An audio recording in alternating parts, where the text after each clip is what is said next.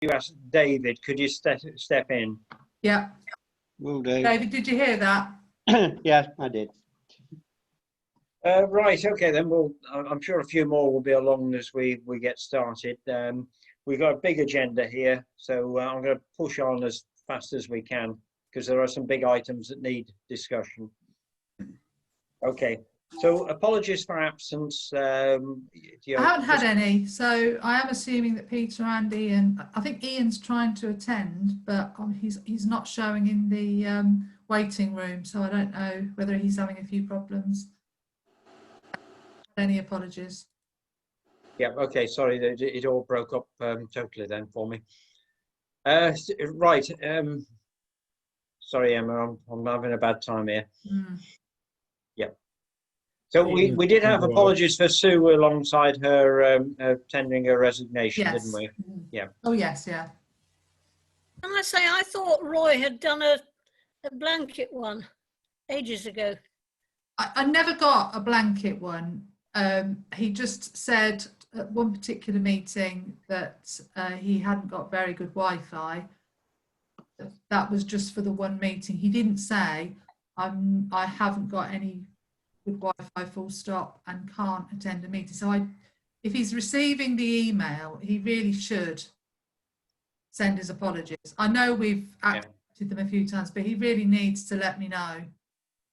I think I'll do him a note myself. Just ask him, just to add a courtesy, just to send. I mean, I'll put him down at the moment. I know he did it. He did apologise to you, Tony. I remember that. Yeah, I know, but I would like him just to send one out each time, the same with because we understand.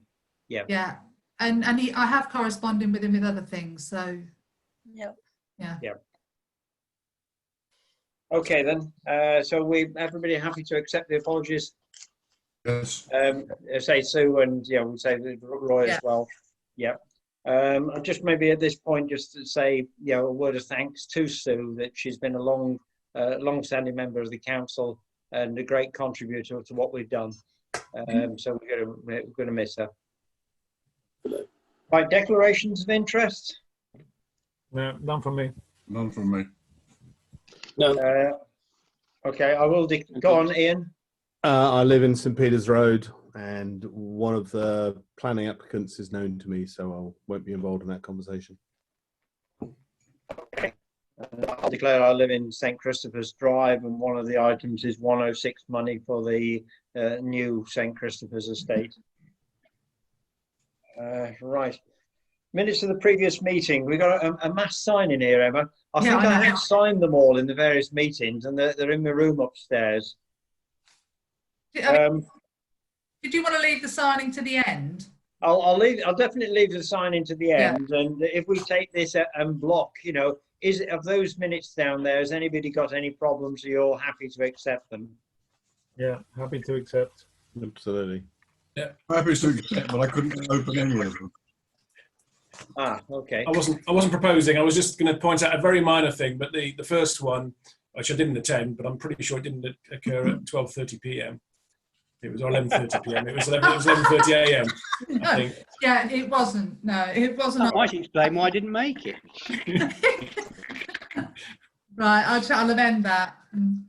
Tony, if you could just amend that time. Yeah, well, I'll do it here on my copy. Yeah, so that's and then 11:30.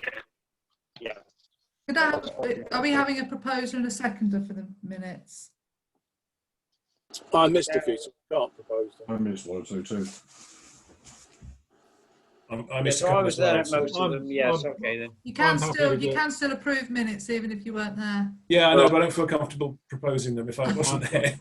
I've been to all of them. Sorry, I can't. Everybody's speaking at once. Sorry.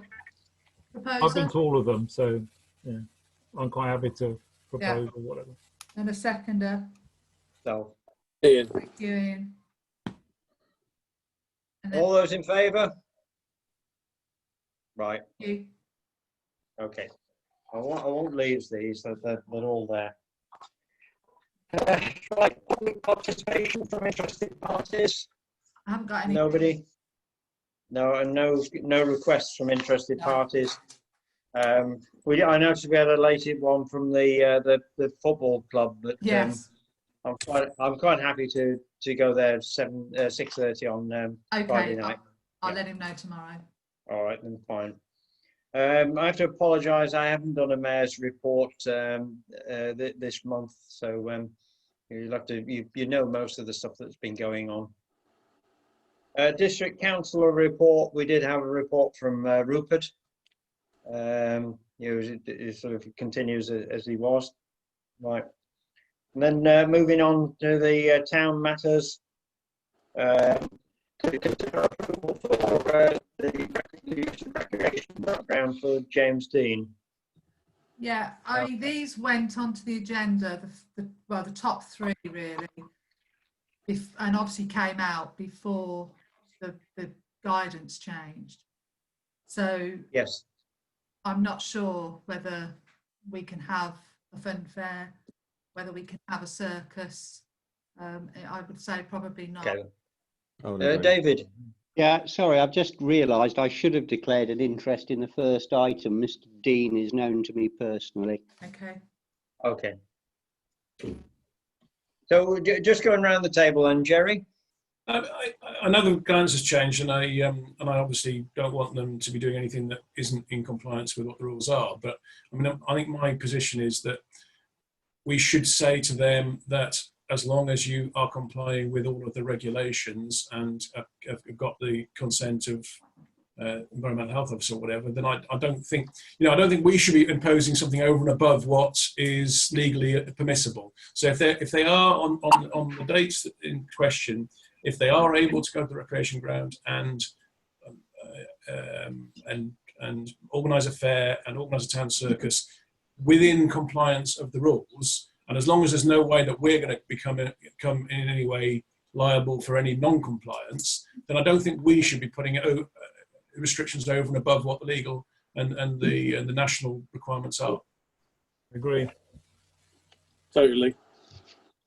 I agree. Yeah, makes sense. So do you want me to just go back to them and say, as long as you follow the guidelines? I think, as we've always said, now it's been going on for so long, you have to fall back on the compliance by the people that are doing the event. I mean, we can't step in and, as we found out already for something that's coming up later, we'll just get overruled anyway. So we'll go somewhere else. So yes, I agree completely with Jerry. Okay then. So I think there was enough there. Ian. Could I just put a contrary view? I don't think that any of the circus or the fun fair have done enough in their risk assessment to show that they're COVID secure or paid any real attention. They paid attention to their operators, but not to the people coming to the fair in terms of the risk to COVID. And I think if it's our land and we're giving them permission to use it, we probably are liable. So I would think it's madness personally. Yeah, Jerry. I think Ian's got a point. It was certainly not very clear within the fairgrounds risk assessment what they were doing, but the circus was talking about reducing the capacity of their big top to a third and opening the sides for ventilation. So I mean, they seem to be doing quite a lot. And again, I just go back to the if they I don't think we should be policing over and above what the environmental health officer and the police should be doing in terms of whether it's permissible or not. Yeah, I agree. Circus are better. Yeah, Peter. Well, I tend to agree with Ian. I think the fair is a little bit risky, to be honest, because there's no way you're going to sort of stop people mingling around and being fairly close together. Whereas the circus, you could actually put a point across that if they do reduce their amount by a third, and they've got the To a third, not by a third. sorry, to a To a third. third, not by. Yeah, that's what I meant. To a third. Yeah. And they've got the ventilation and everything else. I think that's far safer than a fair. Yeah, We're putting the same conversation about the Christmas market. I mean, do we say we can have the Christmas market if only a third of the people come? It's about policing it, though, isn't it? It's about who's going to police it? Well, the police will police it. They won't, will they? Well, no, but, Oh. but the point is, we're not the lawmakers. If they come and have a fair, they are breaking, and they do it. They are breaking the law. We're not going to go around and marshal it or do anything about it. All we could do is report. Yeah. Okay, Ian. If I come round and have a party in your back garden and you've let me have it, you're liable as well, aren't you? And since they're using our land, we're liable to some Well, extent. I mean, okay. Well, that's perhaps something that Emma should, investigate then. Hang on, we've got Emma and then Malcolm. According to the environmental health officer, for our buildings, we're responsible for the communal areas. When somebody hires our room, they are responsible for the room. There you go. They Malcolm? are hiring recreation ground. If we're not happy with their risk Recreation assessment, ground. we ask them for another one where we are happy with it and decide on that. Yeah, I agree. We can tell them our reservations and what they need to do, or not what they need to do, but the areas they need to address. And the problem is it's so close now, isn't it? It's only 5 days away. So is it? Okay. Yeah, the one up the If first. we're not happy, I don't think we should go ahead then, if people aren't happy with it. Jerry. Just wondering if you had any further contact with them in the last few days since the change in Only regulations. that they said you most probably don't want us coming because nobody else does. Well, let's agree then. So, I mean, the only thing is, I mean, although there's a sort of clear define as to who's responsible for what. Again, what the environmental health officer said to us, that when we hire a room out, it's not our responsibility, but do we want?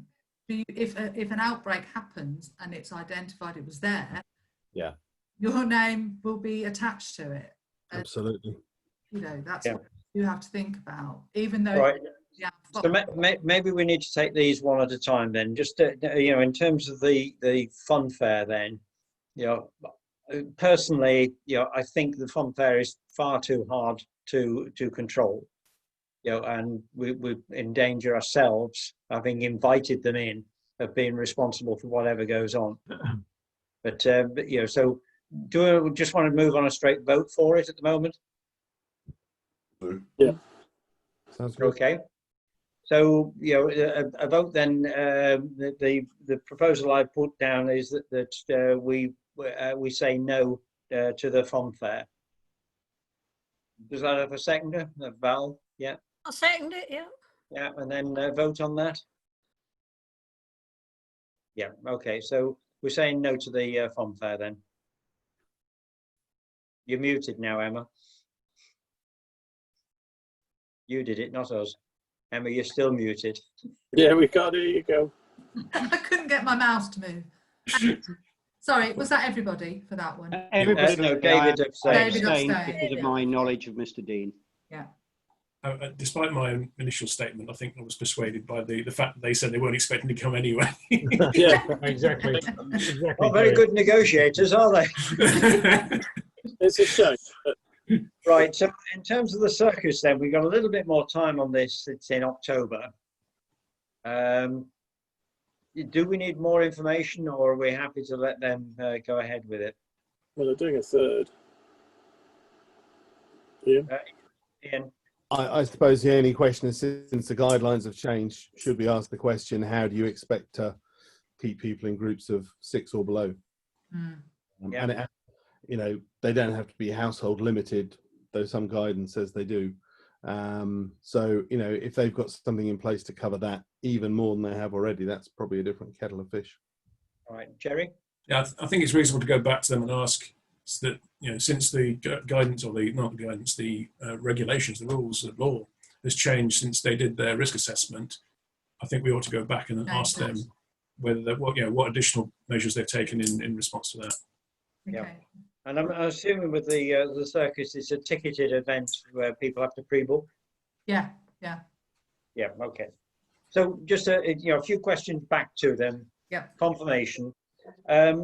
So I think just in terms of their time in their planning, so long as Emma gets a satisfactory answer back from them, are we happy for her then to give her permission? You're going to oppose that because I'll. Yeah, okay then.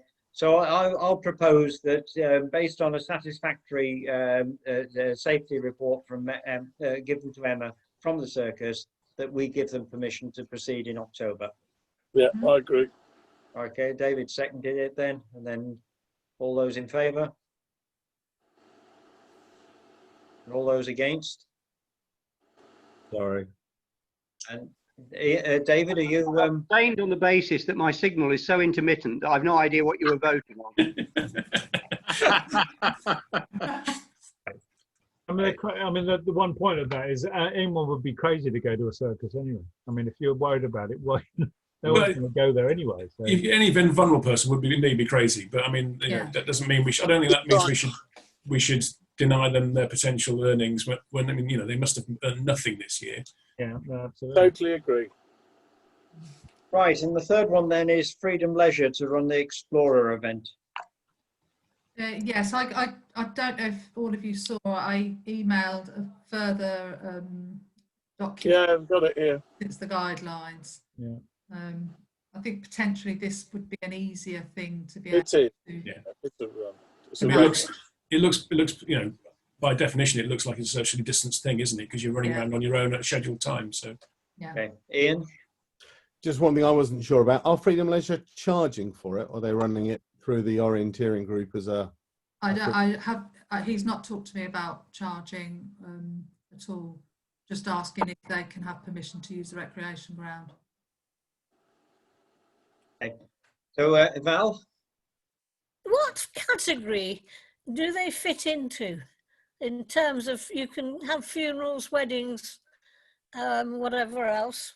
What do they come under? Organised outdoor and indoor sporting and other. Oh, does that come into sporting? If it's sporting, isn't it exempt, or it has some exemptions there as well? There's a series of exemptions. It seems as if most organised events, outdoors, other than social gatherings, can continue. So sporting activities, Hunting. you know, planned activities, that sort of thing.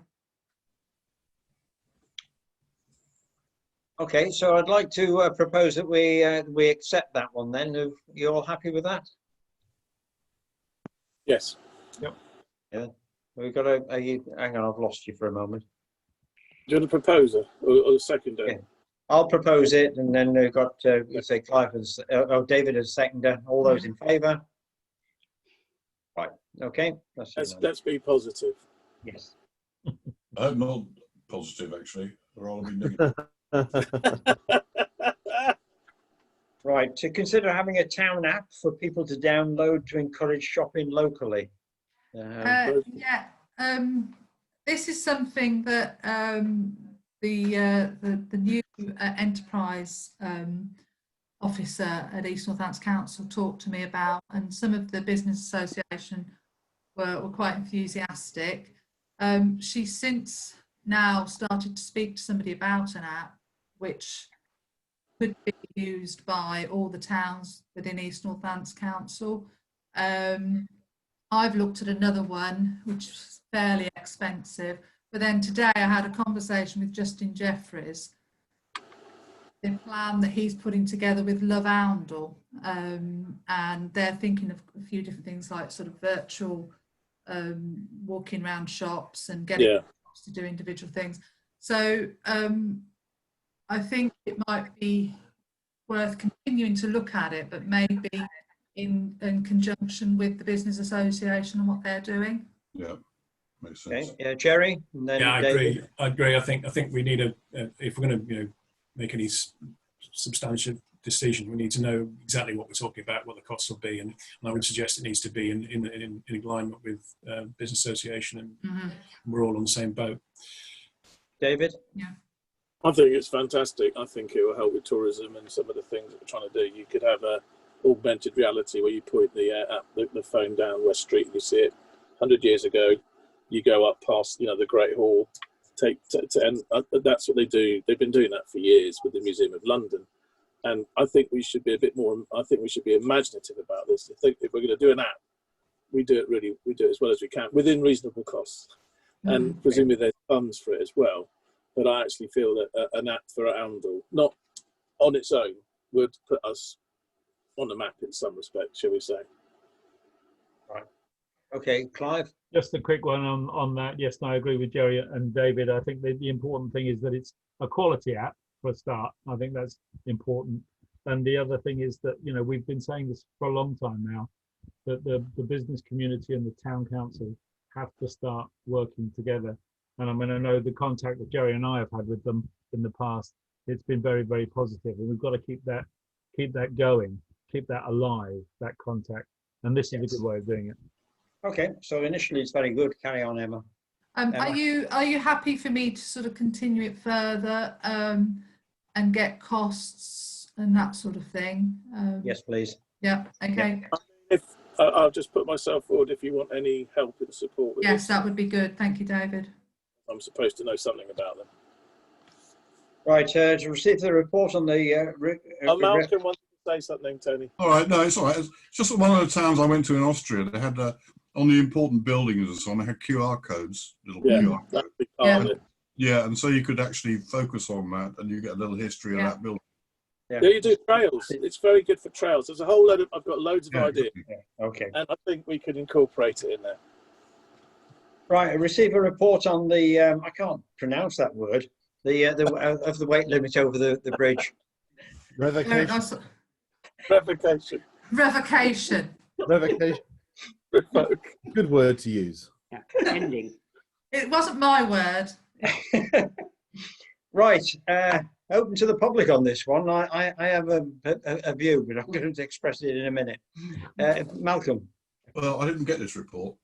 Well, I couldn't open. Are they saying they want to put it back to what it was before? Or? Yes, they do. Yes. Okay. Back to 18 tons. Yeah.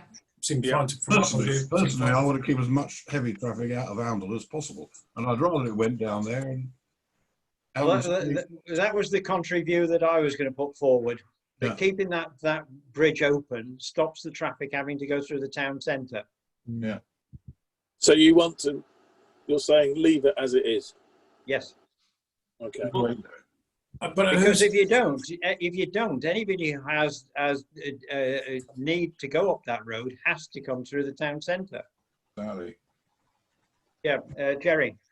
I don't understand which vehicles would use that route, because if they're coming from the Peterborough direction, they would go through the town centre anyway over the North Bridge. If they're coming from the Thrapston direction, where would they be going? Because I mean, they'd have to be going to Corby to go that way. Otherwise, they come to the centre of town anyway. Well, you wouldn't go from Thrapston to Corby via Oundle. You'd go directly on the A road that runs from Thrapston to Corby. So I'm not quite sure what vehicles you'd be avoiding coming to the town centre. Okay, let's go through then. We've got Clive, Malcolm, then Ian. I was just going to say, while the traffic light system is down at Barnwell, we might as well leave. My view on it is that we might as well leave it as it is, and the people that have got used to using that road from Supreme Concrete or whatever they're going to do around that area, they can just carry on using it. It doesn't seem crazy to clog it off. Well, traffic from out Corby going to the A605 will use it, and not only that, if I was a heavy lorry driver, I might decide to use those traffic lights and use the roundabout and try and drive through a town with narrow streets and lots of traffic. Okay, let's just do Ian and then Jerry. Coaches. Now, most of the coaches that we use are under 18 tons, but all of the ones going to Bedford, Oxford, Radley, etc., all go that route, and that's heavy use. Now, I've checked, most of them are under 18 tons, but some of the double deckers may or may not be. So, but I mean, yes, okay. If they've got more than 4 wheels, they might be over. Yeah, Jerry. I was just going to reply to Malcolm. I still don't understand why would you come from Corby to Oundle to go out towards Thrapston? You wouldn't go that way. You'd bypass Oundle altogether. The one I've got mostly, Jerry, is farm traffic. There's a lot of there's a lot of heavy farm traffic that used to go through the town centre, which we've been protected from whilst the bridge has been shut down.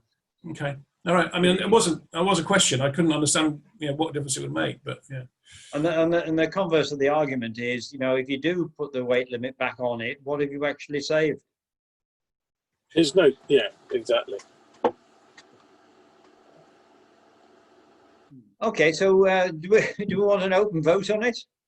Yeah. Yeah. Go So on then. I'm quite happy to vote on it, and you know, and I'm quite supportive if we want to keep it open. It'd be interesting to see whether highways pay a blind bit of notice to us or not. Well, I think from the past discussions, it's going to be Benefield that have the biggest disagreement with it being the weight limit increased again, kept the way it is. So, what's the best way to handle this one, Emma? I'm not quite sure because I mean, in a way, I don't even know. They're not asking for a consultation. They're saying, receive a report. This is what we're going to do, isn't it? I think They're saying, can we Yeah, they'll comment? do what they want to do at the end of the day. They've decided. We can could always say say that we comment disagree on with the them. report.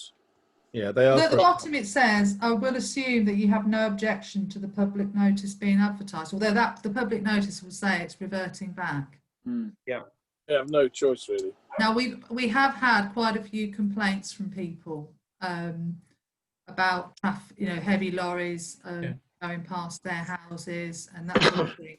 And I have had one man in particular asking when the restriction is going to go back. So if we do ask for them not to put it back, be prepared for some people to not be very happy. Yeah. Okay. So Jerry, then Peter. Yeah, and the complaints have come obviously once the changes came in place. So presumably those vehicle movements to a large extent have disappeared now because the Waitrose and the co-op lorries will no longer be going past those houses. So I think effectively that's already now been mitigated. Yeah. And Peter. I think what everybody's forgetting is that because of the possibility of having the South Road Bridge left open, the South Bridge left open, it would actually possibly stop some lorries that rattle up West Street for no reason but to get to Corby. I'm not saying a lot, but it would help because those poor people on West Street and North Street, their houses are literally rattling every time a large lorry goes through town. And now the bridge is open, that's going to get worse again, not better. So to have another exit away from Elmsall, even if one person complains, it's better than 2 or 3 dozen people complaining down Jericho, West Street, North Street. So I'm very swayed by what the news from Emma. I must admit that if we have had people that are upset about it, the only thing I would say is that as Ian points out, all the coaches, everything essentially with 4 wheels on it, 16, 18 ton can still use those roads. So this proposal is not stopping the majority of vehicles going there. They're very occasional vehicles. And there's other areas of town that, as Peter said there, will benefit from it. So look, I'll take the awkward position here. I'll put forward a proposal that we write saying that Oundle Town Council would prefer the bridge to stay, at 44 tons. Does anybody I'll want to second second that? I'll second Okay. it. Okay, so that's Malcolm. Well done. And all those in favour? Okay, and all those against? Okay, so we got 2 against and an abstention there, Jerry? Yeah, I've got no strong views either way, really. No, all right, okay. It'll make a lot of difference, to be honest, either way. No, let's push it. So on that, Emma, it's right in our view. Yeah, certainly I'll do that. I mean, I don't know how, whether they'll listen, but I'll do it. Well, a bit like the fairground, hopefully they'll ignore us and then it won't be our fault. You do know that they're going to ignore it. You can guarantee that's going to happen. Exactly. Yep. Okay, You never right. know. You never know. Yeah, Wonder- right. So now on to the council matters, and the clerk's report. Emma, has You your missed something, Tony. I have. You missed the last one. Yes. To receive information Okay. regarding. Yes. Okay. Yeah, a big one again. Sorry, I did. I've got all my notes written all over the instructions. Right. Yeah, the information regarding the installation of the Virgin Park and charging points. I'll throw one straight in just to get you thinking, but when are these going to be on those extremely narrow pavements? Yeah. Jerry. I wasn't the first one to put my hand up, but if you want to listen to me first, you can do. Oh, I'm going around my screen in order. Sorry. Okay. I've I've had a little bit of involvement with this with Transition Handle. There has been a little bit of communication backwards and forwards with them about this. Basically, Transition Handle in the shape of David Wood, and my position is that, yeah, fine, not a problem. If you want to put in charging points, that's great. But we really do wonder who on earth is going to use them, because without getting too technical, there's 7 kilowatt hour charging points. 7 kilowatt charging points. That means you can get 7 kilowatt hours into your car in 1 hour, which is enough to do about 28 miles. So, unless you're going to park there overnight or for the whole day, you're not really going to get a meaningful amount of charge into your vehicle. No, okay. The other thing is the proposed parking restrictions. So they're proposing to put a EV only legally enforceable parking restriction in the bays that they designate. Now the problem with that is, how little parking there is in Handle. We're talking about taking out 2 of our tiny number of bays and saying that most vehicles will not be able to park in them 24 hours a day. Now, particularly in New Street, that seems very inappropriate. We've got very few parking spaces there, and they're nearly always occupied during daylight hours. However, if they were to put parking restrictions in place that said EVs only between 6 p.m. and 6 a.m., for instance, or 7 a.m., then actually you probably wouldn't have an issue there, because the parking spaces aren't required during those hours, and there's usually plenty of space at that time. And actually, if you think about someone arriving in EV, staying at the Talbot Hotel, wanting to park and charge overnight on New Street, that could actually be quite nice. Yeah, it's not a simple issue. There's quite a lot of things to think about, but taking parking bays out during the normal working hours for EVs, I think is inappropriate. Okay, then Peter, Ian, and then David. And that's actually, just to be honest, Handle's view as well. Jerry's actually answered my question, because I didn't get this. I don't know what happened to the report, but I wasn't sure where Virgin Park was in Handle. And I didn't really understand it, to be honest. I'm sorry. But it was just, I thought, Virgin Park, I've never heard of that. Yeah. I'm assuming that's the company name. Yeah, Virgin Park in Charge, yeah. Okay. Ian? Just to concur with what Jerry said, having I took the photo of the narrowness of the path, but also the 2-hour parking limit during the day. Yeah. And to stop at a 7 kilowatt charging unit for less than 2 hours, it's not going to get you very much. And if you're driving to Handle as a destination, you're probably going to want more than that, or it's going to be faster. And the other problem, of course, is the location. If you look at the heavy traffic usage when the pupils of the school are walking around, that's the only side of that road they're allowed to walk on, and it's potentially going to take up half the pavement. And then you add in a couple of old people with shopping baskets, and it's a nightmare. So yes, lovely, lots of charging points, please, but just not there. Okay, David, then Val. Right, I think the best place for charging points in Handle are car parks, the long-term car parks. That's what I thought. Co-op and the other one. That's where they should go. There's no issue. Streets. The big drill hall, and then they're the 2 places. Drill hall and a long stay. And possibly one at the doctors, if around the back of our place. Okay, and Val. I thought, if you asked us which was the most difficult, inaccessible place to have those things in Handle, that's the answer you would come up with. The one We're not you couldn't have found a worse place at all. Right. So it's car parks, in my view, long stay car park. So rather than keep debating this, I think we've got enough to say that we're not happy with the locations that they've chosen. And we want the charging points, but not in these locations. Can we just rephrase that by saying? Just a quick one. I mean, who proposed this? Where did it come from? Is it something we have in control over? It was the county council that came up. They had a third one, which was Gordon Road, but that's even worse. Gordon Road's even worse. Gordon Road. Oh my God! You can't even walk down Gordon Road, let alone park. All right, David, go on. I don't want to keep you guys too long.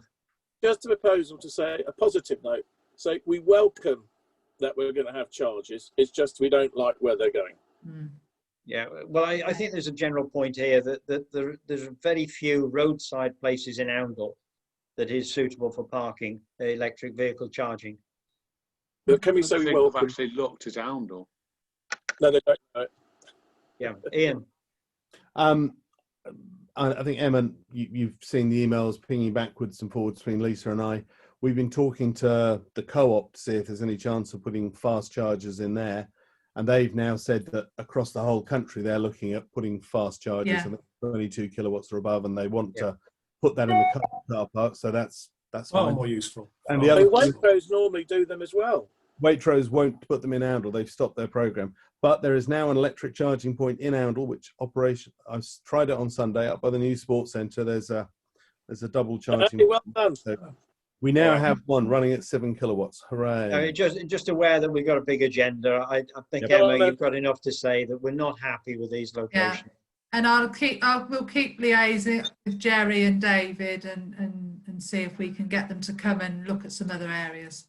Yep. Okay. Please. Right, so we'll move on to council matters. Emma, I apologise, I couldn't find your report in the pack. But I don't think I sent it to you. no, there's an admission. So I'm just looking through my I've got away with paperwork, that then. and my next That would explain it, Emma. my next sheet is about volunteer action. It basically was a list of the correspondence that I've received and some crime figures. Let me just see if I can pull it up now. Emma, maybe you want to circulate it later and we'll... Shall I just say, yeah, that was all Yeah. that was on it. All right. There isn't anything major, but obviously if you see anything and you want any more information, just let me know, but I'll send it out to you. Yeah, no, it is. You're doing a great job considering the amount of mail that's going through at the moment. You see, I get an impression that because everybody's locked at home, they just keep writing. Yeah, right. So to consider the request from volunteer action that you mentioned just then. Yeah, I had a meeting with one of the trustees. He came to see me, and because he had been a lawyer in Singapore, he had a look through the document, and he just thought there was a few things in there that they might like changing, and that's it really. I mean, there wasn't much. Well, they wanted a 5-year lease, and they wanted to be able to sublet and fixed rent. Yeah, you know, they've got 2 offices. They've got a smaller one that Liz is in, and they've got a slightly larger one where the other volunteers work and one other employee. And it was just if they'd ever got a person who from another sort of charitable organisation that might need a desk, whether they would be allowed to let them have that. I got the impression it wasn't for long term, it was for a short period of time. They haven't got anybody in mind or anything, and certainly at the moment there isn't room in that office for anybody else anyway. So right. So going around the table, has anybody else got any input to this one? David, then Peter. Well, I have some reservations about what's proposed. I mean, I can see why, because what they're asking for is all in their favour and frankly not very much in ours. For example, to fix the rent 5 years in advance and leave it there, frankly doesn't seem sensible from the point of view of the landlord. If there is a provision to review, it doesn't mean to say we have to put it up, but at least it gives us that option. So that would be something I'd look at. I don't know what they mean exactly by a more flexible early termination clause. May or may not be an issue. And we might have a reservation about them sort of co-sharing premises. We'd want some power, I would have thought, of veto over it at the very least. So I would like to see them set out very clearly what they're asking for, and then we could cast our eyes over it and if necessary go to our solicitors, but certainly at the moment I wouldn't want to go down that particular route that they're suggesting. Okay. Anybody else want to talk? Emma, oh, yeah, Peter, and then yourself, Emma. Yep. At the moment, to be honest, I would say we shouldn't really be giving them a long lease for various reasons. One of the reasons that I've thought of, and I've been trumpeting this now for 3 or 4 months, is that I believe we should sell Fletton House anyway. And if we have people there with a long lease, it might cause problems to the sale.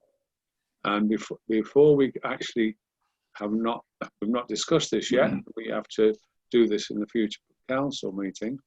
But I do believe that we shouldn't really make decisions on long leases until we've had the discussion about whether we keep Fletton House or not. Okay, Emma. Just going back to the rent has actually reduced during this 5-year lease that Volunteer Action had. We've already got tenants that have got leases in there anyway. We've got the preschool and East Northants Council. So One of those leases. Volunteer Action a lease, I think it's a bit unfair. Yeah. So at the moment, based on the conversation we'd had previously about the museum, the lease rolls on, does it? Is it going to? Is a lease about to be renewed, or is it? Yeah, it's September. Well, this month it runs out. Yeah. So it with nothing dangerous about it. It just rolls on, doesn't it? From what David told us last time.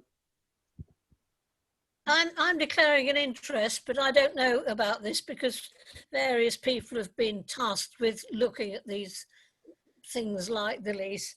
But my understanding is they're not considering doing it. It's about not having something in the lease that might restrict something that might have to be done in the future. That's all. Okay. It's about not making it too restrictive in interpretation.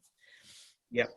So yeah, I mean, what we do in termination of a lease, if you know, I get the impression that 2 parties can come to an agreement and terminate a lease. So if Volunteer Action wanted to terminate the lease, then you know we wouldn't hold them to anything.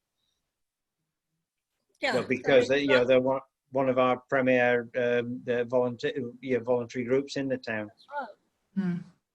Yeah. If they currently have a 5-year lease, can you offer them a lesser term? Well, if they were, I mean, obviously, if they were happy with it, the answer is yes. But on the face of it, I'd say that they were entitled to ask for a new lease on broadly the same terms, which therefore includes the length of the lease. That's what I thought. Yeah. Yeah. So I think we in general want to steer from David that you know the lease should continue the way it is at the moment, you know, and the changes that they've asked for, you know, we're not happy with, you know, and you know if they want to co-share offices or get the volunteers in, you know we're not going to turn down that request, but it doesn't necessarily have to be in the lease. Okay. Yeah. So with that, are we happy to renew the lease as it is at the moment? Yeah. I'm happy with So that. we're getting The nods same on that. terms. Yeah. Yeah. So if I put a proposal forward now that we say to Volunteer Action, we're prepared to renew the lease on the current terms, Yeah. we can get that voted through here now. If they're not Yeah. happy with that, then we can have the conversation again. Yeah. Okay, so I've Seconded. proposed it. David seconded it. All those in favour? Oh, a question. So was Yeah, it sorry. David Fuller or David Chappell? I've got my head. Me. Mhm. It's the fuller. Yeah.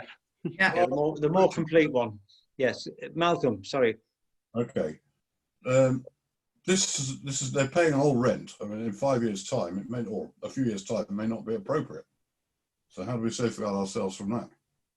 Well, the current contract allows us reviews of rentals. Does it? Yeah, so that's why I say we just renew the current one. Yeah, Right. and we just have to go on our relationship with them, which is good. Yeah, and during their last lease, we actually reduced their rent. Yeah, I remember.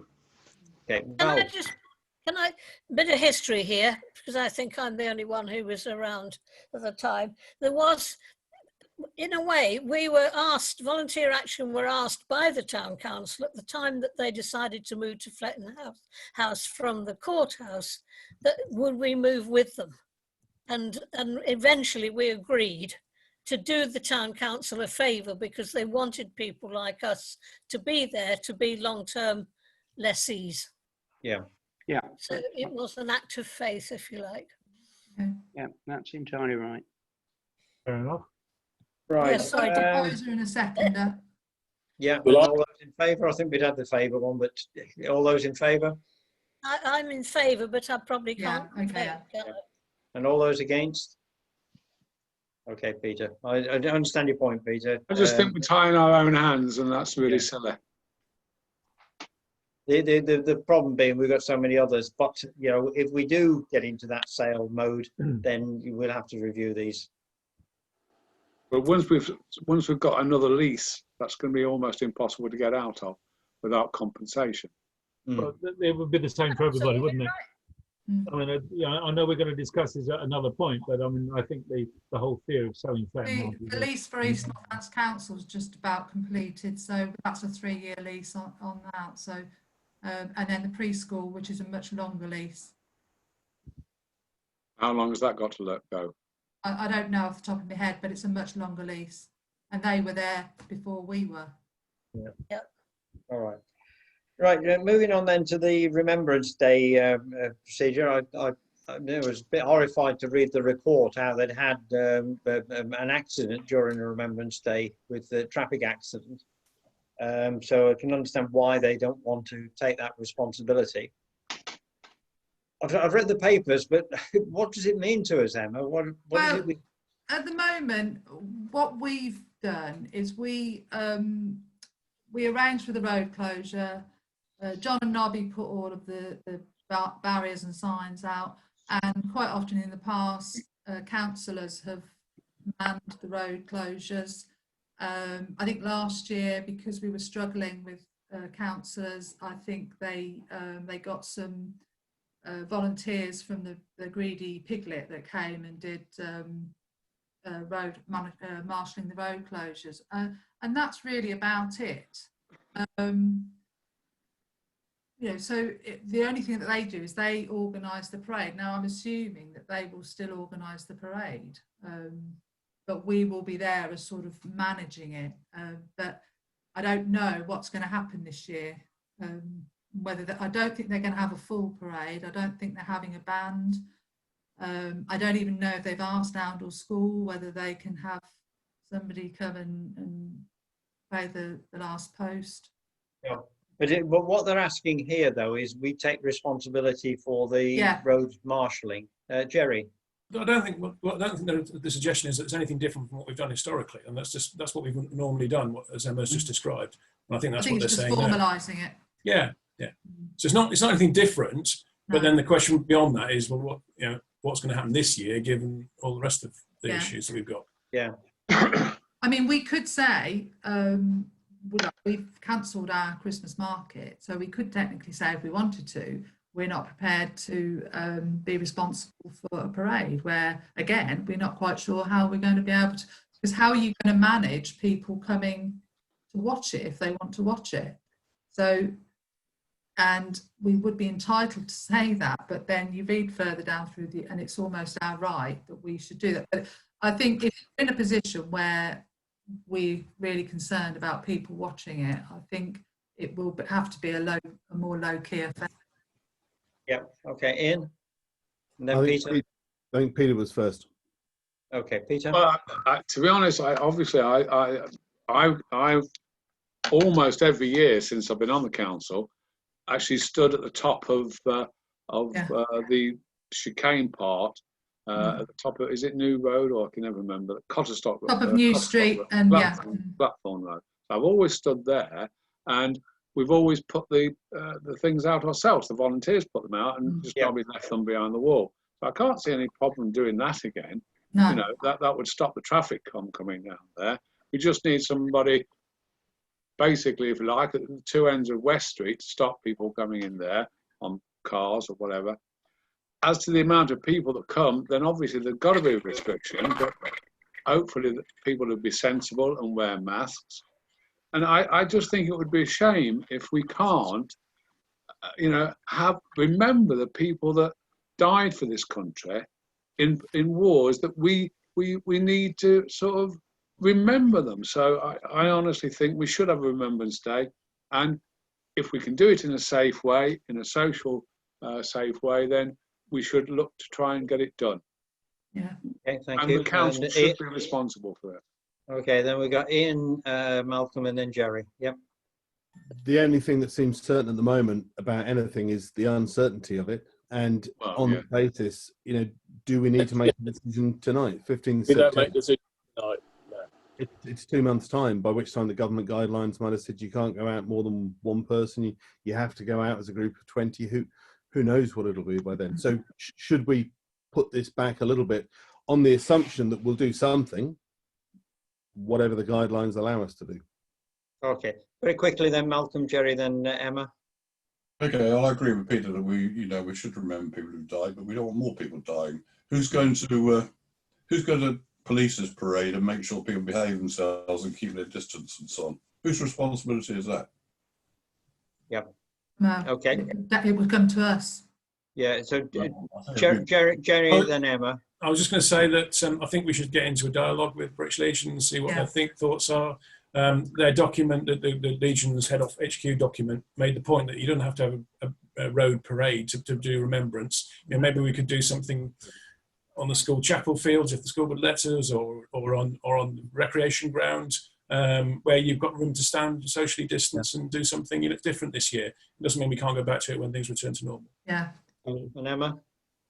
Yeah, I can't. It's okay. I can't remember what I was going to say. Okay, David. Well, I mean, just in terms of the request from the Royal British Legion at this stage is purely, will OTC take over responsibility for the road closures in terms of marshalling them? And I think the answer to that is yes, we will. Yeah. Whether it actually happens like that is another issue. And I agree, we've got time to discuss it with our local Royal British Legion. We can discuss it with other town councils and see whether, what their plans are. So that instead of reinventing the wheel, perhaps we can pool information jointly and see what we can rescue. Because I agree, it would be terribly sad if we can't mark it in some way. But I am very conscious of the fact that if it's to be marked, it's got to be done safely if we're going to be responsible for it. Actually. Yeah. All right. Emma, then Clive. Yeah, I have remembered what I was going to say. They have said that obviously they're not having a parade. They're not, and the people they're not having the brownies and the cubs, and then they're having the people that are laying the wreaths are only having one person per organisation to come and lay the wreath. So even if it is already at the moment, it's a very, very scaled down event. Right. And then sorry, you've got Ian. Clive, go on. I was just going to say, I agree with everybody insofar as that it's what we should be doing is doing more research before it happens. I mean, the British Legion, this must be happening in every town across the country. So they must have as an organisation, they must have a beginning to get an overview of what nationally is going to happen, because it's a national event. So it's there will be a big picture there, and if we delay it a bit and just look at what the overall thing is going, we'd be in a much stronger place, I think. Okay, Ian. I've just checked. Looks like the view of the school's view is that the RBL and us are responsible, and it looks like we're responsible for the safety, etc. So let's wait till October, and even if it ends up being a small something at the memorial, which we live stream for people to sort of watch, or at least it could be a very theatrical thing. It could be wonderful if you had people standing in distances, marked out distances from one another. It would almost be reminiscent of the graves and poppies and all the rest of it. It could be very poignant thing. All right. Just very quickly then, the question was, will we take responsibility for the roads? And the answer is very clear, yes, we will. Yeah. Okay then. Right. Just one other thing with regards to the traffic warden. Yep. We have had in the past where we've had no parking West Street, Milton Street, but we think if we're not having the parade, is it necessary that we can have the traffic warden? But they it was Roy who asked if we could put it on this agenda. Yeah. It's something that we have to pay up front, so I don't know whether to wait another month before I. Yeah, Jerry. Well, I think wait. I think it goes back to deciding with the Legion what we want to do, because you know, if we do something on the recreation ground or whatever, then it's a different problem. Yeah. Yeah. Okay. Okay, so I'm assuming we can book those a couple of weeks in advance, can we? Yeah, I mean it's only about £150, but I just thought I don't want to pay that and then, you know. No. Okay, we'll leave it to the back end of October then. Yeah. Yep. All right. Right, the draft North Northamptonshire blueprint to be presented at the North Shadow Executive meeting. Peter, what are you doing then? What? Any discussions on this document? It's just too vast. Yes. I don't think we've got time tonight to do this justice. The question and answer session I went to was quite useful. I have still write up all my answers. I know it's later on the agenda that we did talk about the new planning document, and members of the Shadow Executive Committee were urging everybody to get their comments in about it, and also urging everybody to get their neighbourhood plans completed. Brilliant. Yes, we've got a bit of discussion. What can on I that. say? They want us to spend even more money. Yeah. No, David's done a brilliant job in starting off on that 84-page document. Thank you, David. But don't forget there's 2 more documents that's come out since that.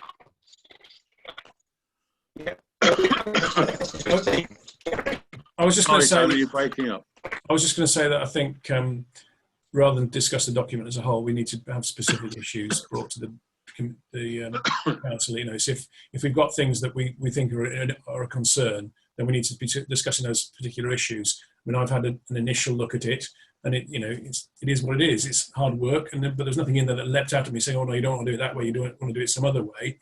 Unless we can identify things that we really think are of concern to us, then I think those are the things we should bring to this meeting. Yeah. Okay. David? This is something that would have been the old planning committee, where we would have produced, hopefully, a summary or guidance as to what the change is. And that's the sort of thing that I would see as being helpful to everybody, rather than everybody trying to plough through a document which is complex. It just needs a few people just to do a summary so that people can just tell what the main pieces are. I know David's done a good job at the moment, but I think we're thinking, are we talking about this is a different document. This is the blue. North. Yeah, that's what I was talking about. Documents at the moment would be nice. Yeah. It's not the planning document. It's not the white paper. Yeah, clarity anyway on all these different things would be helpful, because it's quite confusing. Mm-hmm. All right, Peter.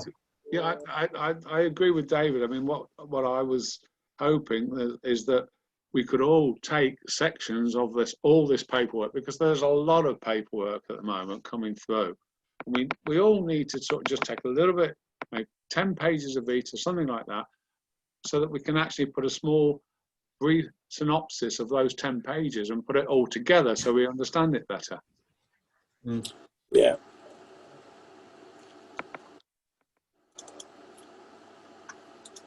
Okay, well, just on that then, Peter, the stuff that you've been involved with, then we move on to the Rural Working Party. Well, I mean, we were at a meeting I was at a meeting with Ian and Malcolm, and in your pack somewhere there should be a note of what we discussed and what we thought we should do moving forward. And I have to tell you, I think Ian and Malcolm have done a really fantastic job getting this put together, because we all sort of had different views on the night. But this seemed, I don't know if you've actually read it, anybody? Right. I think that's the way forward. And what I'd like to do is get the working party to sort of adopt this situation that we put on this, and then also transfer this to a letter to send again to all the parishes, so that we can actually push them to go very quick and a bit harder on Right, this. okay. So that's my thoughts. I don't know what Ian and Malcolm think. Yeah, I agree. Yeah, we just tried to come up with some sort of terms of reference almost that we thought would be as sort of amorphous and uncontroversial as possible, just so that when people did get together, they could talk about it and add some flesh or some teeth to it if they wanted to. But it was just the idea to try and get at least a conversational group together with something to aim to. But we need to do it quickly, because obviously with the Northants blueprint gathering pace, if we want to get a foot in the door, we need to do it as soon as we can. Yeah, we do. Emma? Just to say, I've had, you've seen the responses that I've had. Yep. A couple have got meetings this week, Clapthorne and Titchmarsh. So I'll hear back from them after that, but then I haven't had anything else from anybody else. Though I know that Thrapston are aware of it, whether they're just waiting to discuss it at another meeting. If you want me to send another little reminder out to that list again, or the ones that haven't responded to anything, I can do. Okay. Or we send the next thing out. Right, so we got Malcolm. That's why we and put this Peter. together, Emma, so that we could actually turn these aims into a letter to send out to all the people that haven't responded yet. Because I think we have to push this with some urgency, and this gives that little bit of urgency, but without being overpowering to anybody. And we'll say, looking forward to your comments at the earliest opportunity. Something like Exactly. Yeah. Yeah. Okay. And then just one thing, the name. So I'm just, because Hasn't got a name yet. party, but then on the we've got committee, and I'm just wondering what it is. Is it a committee or is it a working party? No. Sorry. The committee is for the future, not the working party's Oundle. The committee is going to be the committee that actually comes from all the councils and parishes. And then that will then have if you like, a senior committee of 6 people that will then go to the new unitary council and say, look, this is what's bothering us in these areas. Can we talk about and sit down and talk? That will then come back to the All committee for further discussion. So it is a working party for us, but not for the future. It will be a committee. Fair enough. Clive Okay. says, oh, they've got a number of people. Yeah, go on. Do Ian and then Clive. I was going to say it's you're absolutely right, Emma, but it's cock up rather than conspiracy on that. It's just the idea was that the working party, not just the Oundle Town Council, but all of the people involved would then Become a committee. work on that and create something that we all agreed on. Right. So Okay. it's maybe like, a working party leading to that. Yeah. The only thing I was going to say is it worth sending it out to those who've said yes? That's what I was thinking more than. And a reminder, but also maybe Yeah. put a date on a meeting saying that we're going to talk about this on so-and-so day in, I don't know, a week or two's time. So at least they've got a chance to say, yeah, I want to get involved in that, or I want to see how it develops before I get involved in a bit later. Yeah, it might be worth just setting up a meeting. Urge you to A Zoom meeting, yeah? having a Zoom meeting. And one person from each council, otherwise you might get I flooded. mean, I was at one yesterday with 62 people and it went perfectly well. It was really good. I think if everybody's sensible, we can do that. Mm. To the giant mute button. Yeah. Can I just say, apologies for, because I was on that working party. But Well, you still are, Clive. I know, but I never got any information about when or where it was. So I don't know what happened about that. I didn't get any info. So You got all the emails. yeah, I didn't. Well, it's probably my fault then. But yes, I just agree. The urgency is something we should get going. Okay. It's important.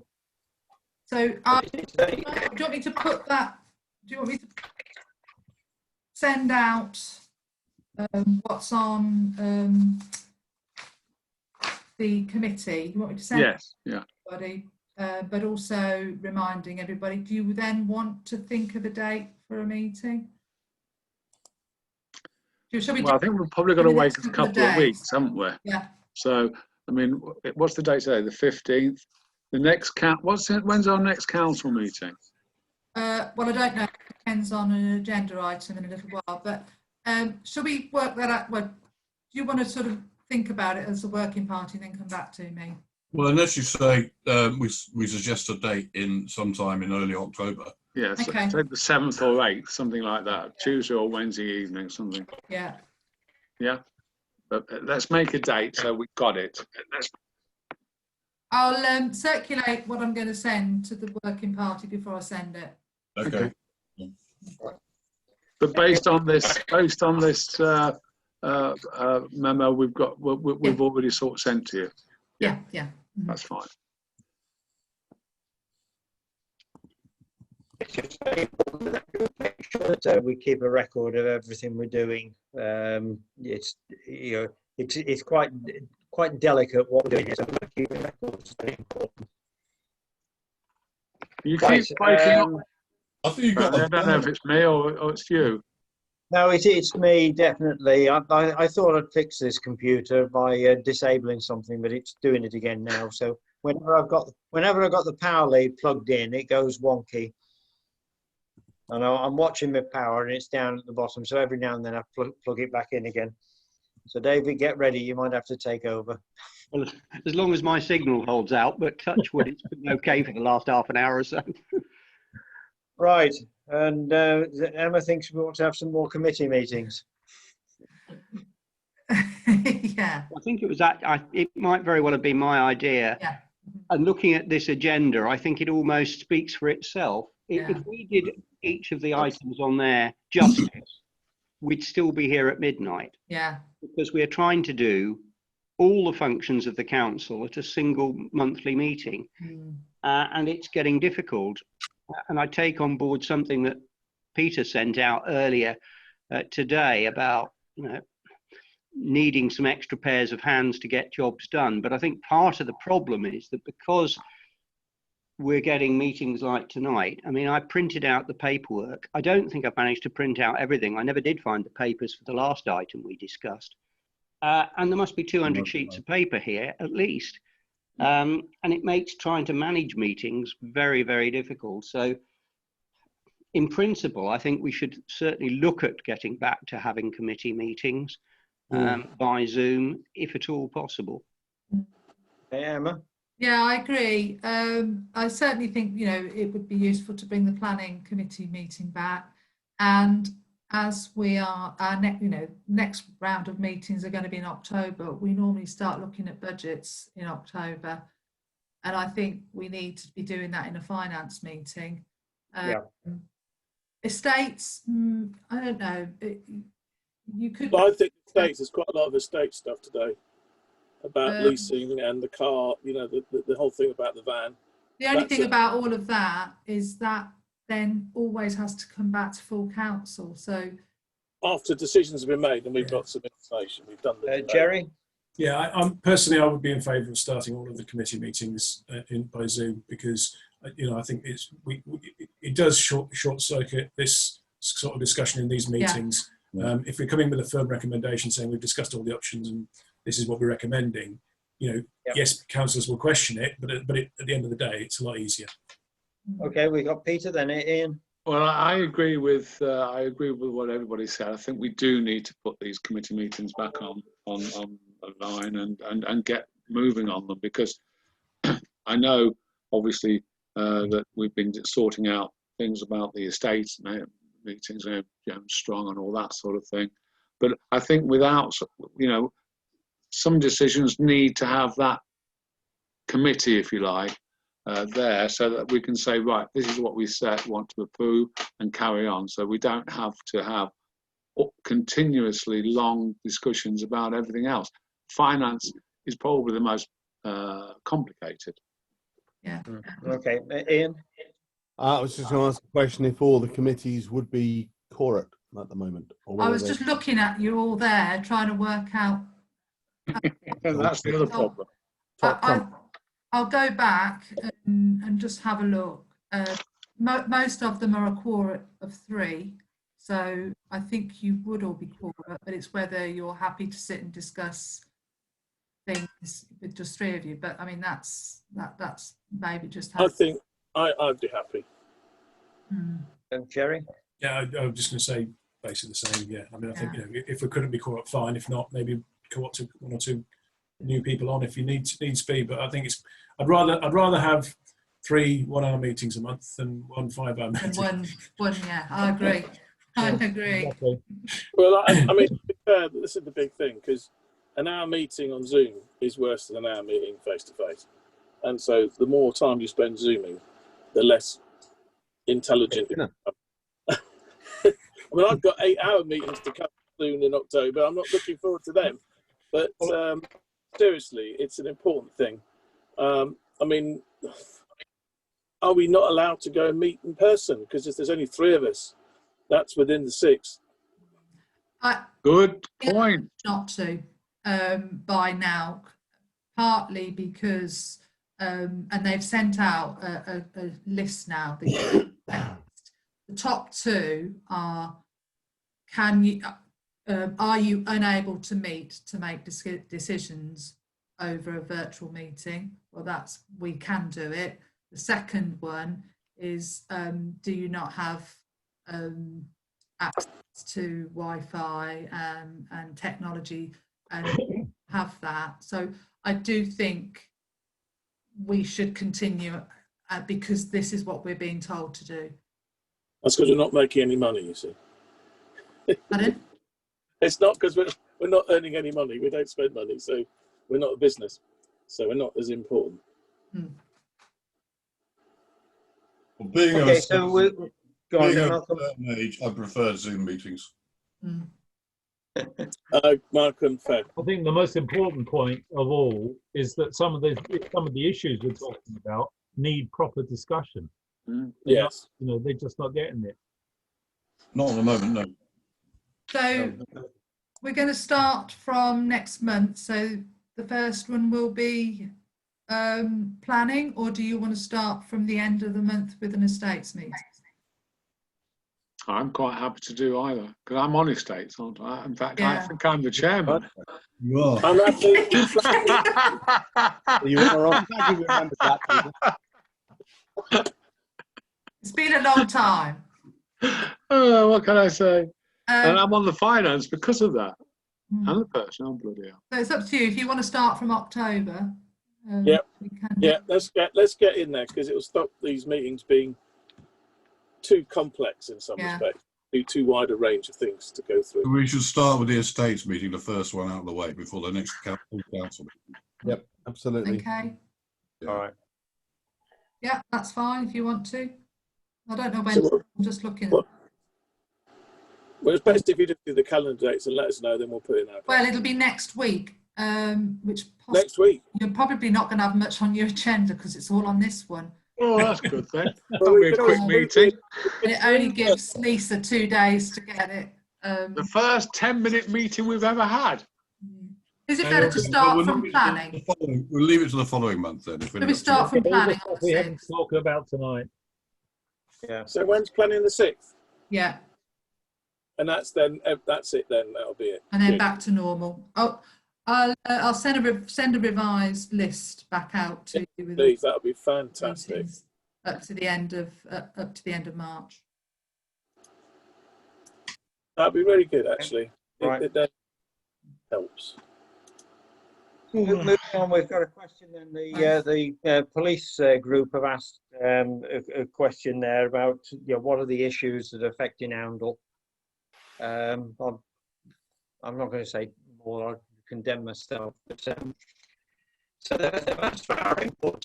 We're just going around the table. What are the issues, Jerry? Sorry, I didn't catch that, Tony. What did you say? Police. We have a police meeting. We're breaking up. No, I'm Is sorry. Sorry, I I think wasn't. he's I think he's saying he attended the JAG meeting, and Ah, the police want to know what our issues are in Oundle, so that this can then be fed back, and then they can discuss it at the next meeting. Yeah, that's what he said. Right. Okay. So if you want my number one, I would say speeding and not just speeding, but antisocial, loud motorcycles and cars. Yeah. Can I speak next to Sherry? Because I was going to say the same thing. Okay. And I That's did fine. actually have a word with Arturo because I happened to bump into him, and he's going to address the speeding when he's not got anything else to do. He's going to keep going at that, and the noisy motorcycles. So When he's got nothing else to do, but yeah. Jerry. So, but it's not the motorcycles I find most objectionable. It's the cars. It's the souped up hatchbacks that bang and pop and crackle through town. And I mean, and that's not, you know, that is enforceable. They're not supposed to do that. There are rules about what they can do. Yeah. I'm going through town with the windows down and the music blaring. Yeah. And Clive? I just agree with Jerry, but one of the big problems with it is when you look at the some of the cars that are making most of the noise and the age of the drivers that are making most of the noise, it's actually middle-aged men doing it. It's not young people. We're not talking about me. trying to regain their youth. It's I was guilty of that when I was 30. And it is getting worse. I think we're certainly up the top end of town, up near the school, at the top end of town. It's also lots and lots of yummy mummies, I'm afraid to say, are causing just as many problems. All right, Peter. I would say one of the main problems in the town is the unauthorised parking on double yellow lines, because people just think, well, we're not going to get fined, we're not going to get a policeman coming round to stop us from doing this, and they park all over the place, which is absolutely incredible. It really, really is. But if you go down West Street on some days, you've got legitimate parking on one side of the road and idiots parking on double yellow lines the other side of the road. And it needs a concentrated police presence to stop this over maybe a week or two, to make sure that they get fined, and then they will eventually take some notice. All right, thank you. David? The rec area, I think it's the usual thing. It's being a presence, so you're proactive in avoiding crime, but also going to the places that we all know where the places are, and making sure that people are made aware that there'll be police presence in those areas, so they can cut down on some of the stuff they do. And I'm looking at recreation area, all the places where children, young people meet, and just being a presence. So you start making people aware that we do have a police force around. Right, I'll try again with that one. Don't we just get deaf ears? But Emma? Just one thing. I don't think the police are responsible for, or they've handed it over to the at Northampton about parking. I don't think the police Another one, push it away. Yellow line parking anymore. I'm not sure, but I don't think they do. Oh, isn't there a rule coming about yellow line parking where councils have more power to parking for yellow line? Can I just say a little bit to what you just said, Emma? Well, yeah. You're right, it was decriminalised. It's actually down to the traffic wardens, the double yellow lines, unless they're causing an obstruction when it's a police matter. Yep. All right. Okay. I've got enough to take back. They'll boil it down to something very, very simple, but I will take it back to them. Tell you what, one thing they should take back is, can we have at least one policeman here every day of the week? The answer to that, the answer is no. Or every other day of the week. Well, yeah. Yep, they've been very clear that it is crime that is setting their priorities, and because the crime in Elmwood is low, they don't have to come here. Yeah, well, that's That's because people are quite nice, apart from the idiots that park. Well, we've spoken repeatedly to them about preventative action, and I do feel for the constables, our local police staff, because they've been told that they're being pulled off duty here and have to go to Northampton and other areas to clear a backlog of crime. Well, what about these Ian. extra 20,000 we're supposed to have? they're not in yet. No, we've only got 4,632. Oh, you go. Let's get this quickly, Ian. I was going to ask if we should put together a rota of councillors to go and do low-level crime on a regular basis, just to get the crime numbers up. Right. We can do Sunday night. Robbing each other. Steal a penny chew from Oundle News. That's Right. Well, we could all meet together, and that would be the first crime. Brilliant. Yes, but nobody would notice it. I did see a COVID marshal the other day in town, which is Wow. How did you know that? Did they have a COVID? No, please, guys, we ain't got enough time. Go on. Right, David, could I ask you to take the financial bit while I try and get you on my mobile phone? We've got the Christmas light switch on. Yeah. Oh, sorry, Oh, yes. yeah. Can I just talk about that? Yep. Are you saying in that case then that you want me to get the Christmas tree sorted out before the 4th of December? Yes, please. Yeah. Yeah? Okay. Yeah. I'll talk to them and see. Well, what, the light people will be coming that week to put the lights up because they would have been anyway. So technically, you may have to put the tree up the weekend before. I think. Okay. last year, Yeah, didn't you? yeah. I'll have a chat with them and see what we can sort out.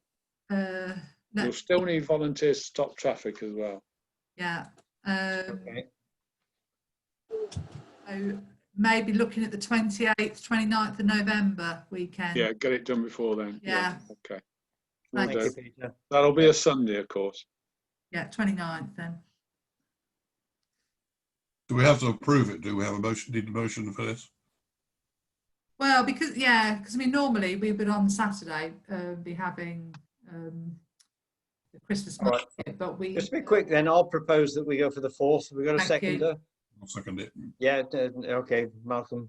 And then all those in favour? Thank you. Right. Okay. Can got that. I just make one thing? So we're not having the Christmas markets, but we are having late night shopping. Yeah, or something. Yes. Yeah. No, I just wanted to clarify that. Yeah. All right. Best of luck getting the businesses to open after 5:30. Okay, so if I could ask David to chair the next section, and Emma, if you could be ready, I'll try and get in on my mobile phone. Okay. All right, thanks. Right. So the next item's to do with approving the bank reconciliation balance sheet and hub trading account for July and August 2020, the latter of which should be the most simple, due to the fact that the hub wasn't trading during those months. The others have been circulated. Details of the bank balance are in the agenda.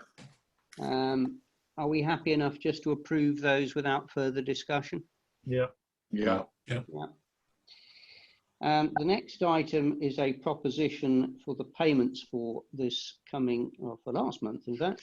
The schedule of payments for August 2020 is presented at this item are paid up, and that all related documentation and checks are signed.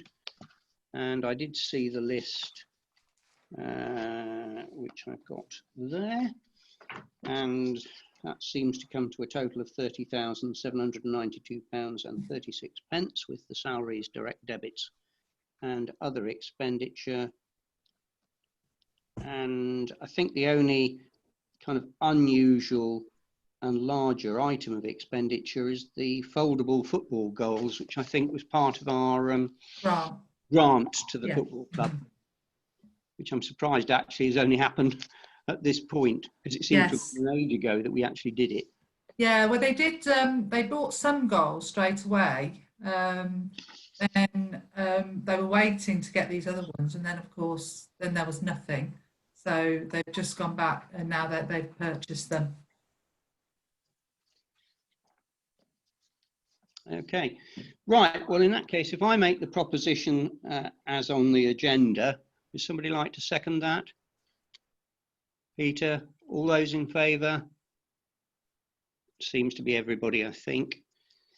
The next item is to consider approving the quote for 2 new laptops, which I think is the Blue Moon quote at, what is it, 1,184. Emma. Yeah, this is really in preparation for if we have to go down into a lockdown, or if we have a member of staff who suddenly has to quarantine, because we've got 2 members of staff that work from desktops and it's not quite as easy working from home on those. Rebecca used hers throughout the whole of the period of the lockdown, but we weren't able to have Zoom meetings or team meetings because she hadn't got a camera and she couldn't interact. And we also potentially would like one as well for the CCTV, so that we can have one set up with the CCTV running on it. But it's more about, oh, sorry, just let me let Tony back in. It's more about really a contingency, so that we can ensure that we can all just literally pick up our laptops, because 3 of us can, go home, and then we can work perfectly okay. Well, that seems to make sense. Jerry. I was just going to ask, does that mean these going to be individuals are going to be there, nominally this is going to be their machine rather than a desktop? Not necessarily. They will be sort of spare ones, but with a view that they will be used if Rebecca, say, for whatever reason, has to work from home, or if Karen has to work from home. So are they not working for their mother at the moment? They're coming in. Oh, they're working. Yeah, we're all in at the office at the moment, but Right. Karen has is unwell at the moment, and she's potentially may have to have a test, but she's not sure at the moment.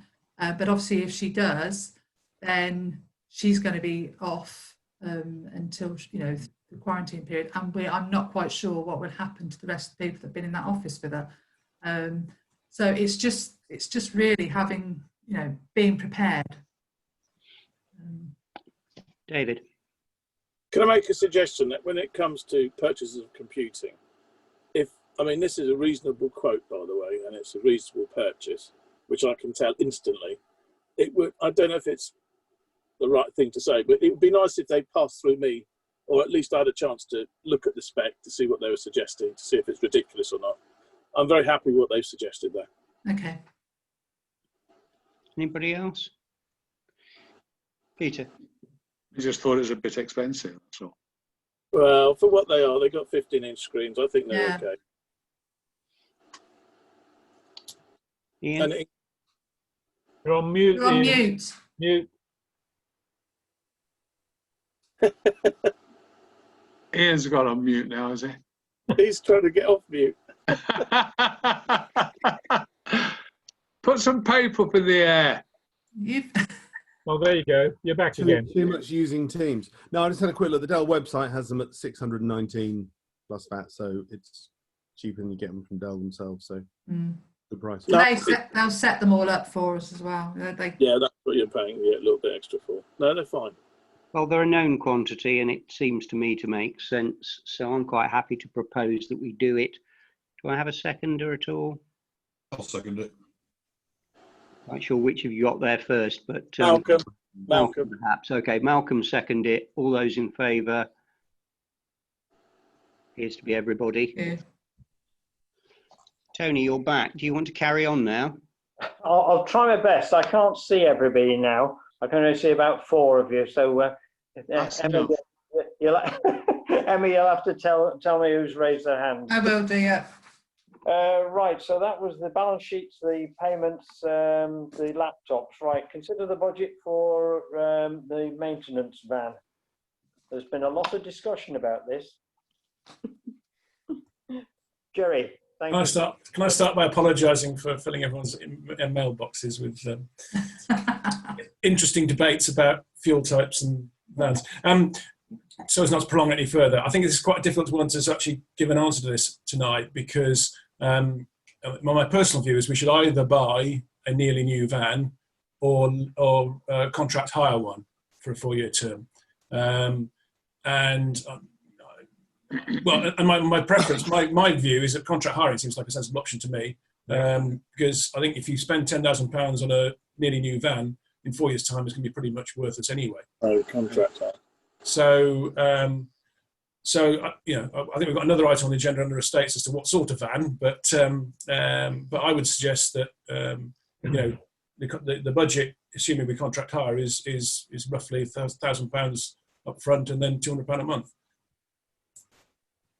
It's much easier to financially to actually run it through as a lease than it is. Then everyone knows where they are for the next year and everything else, without these huge repair bills coming in or something else. So it's much easier. I agree with Jerry.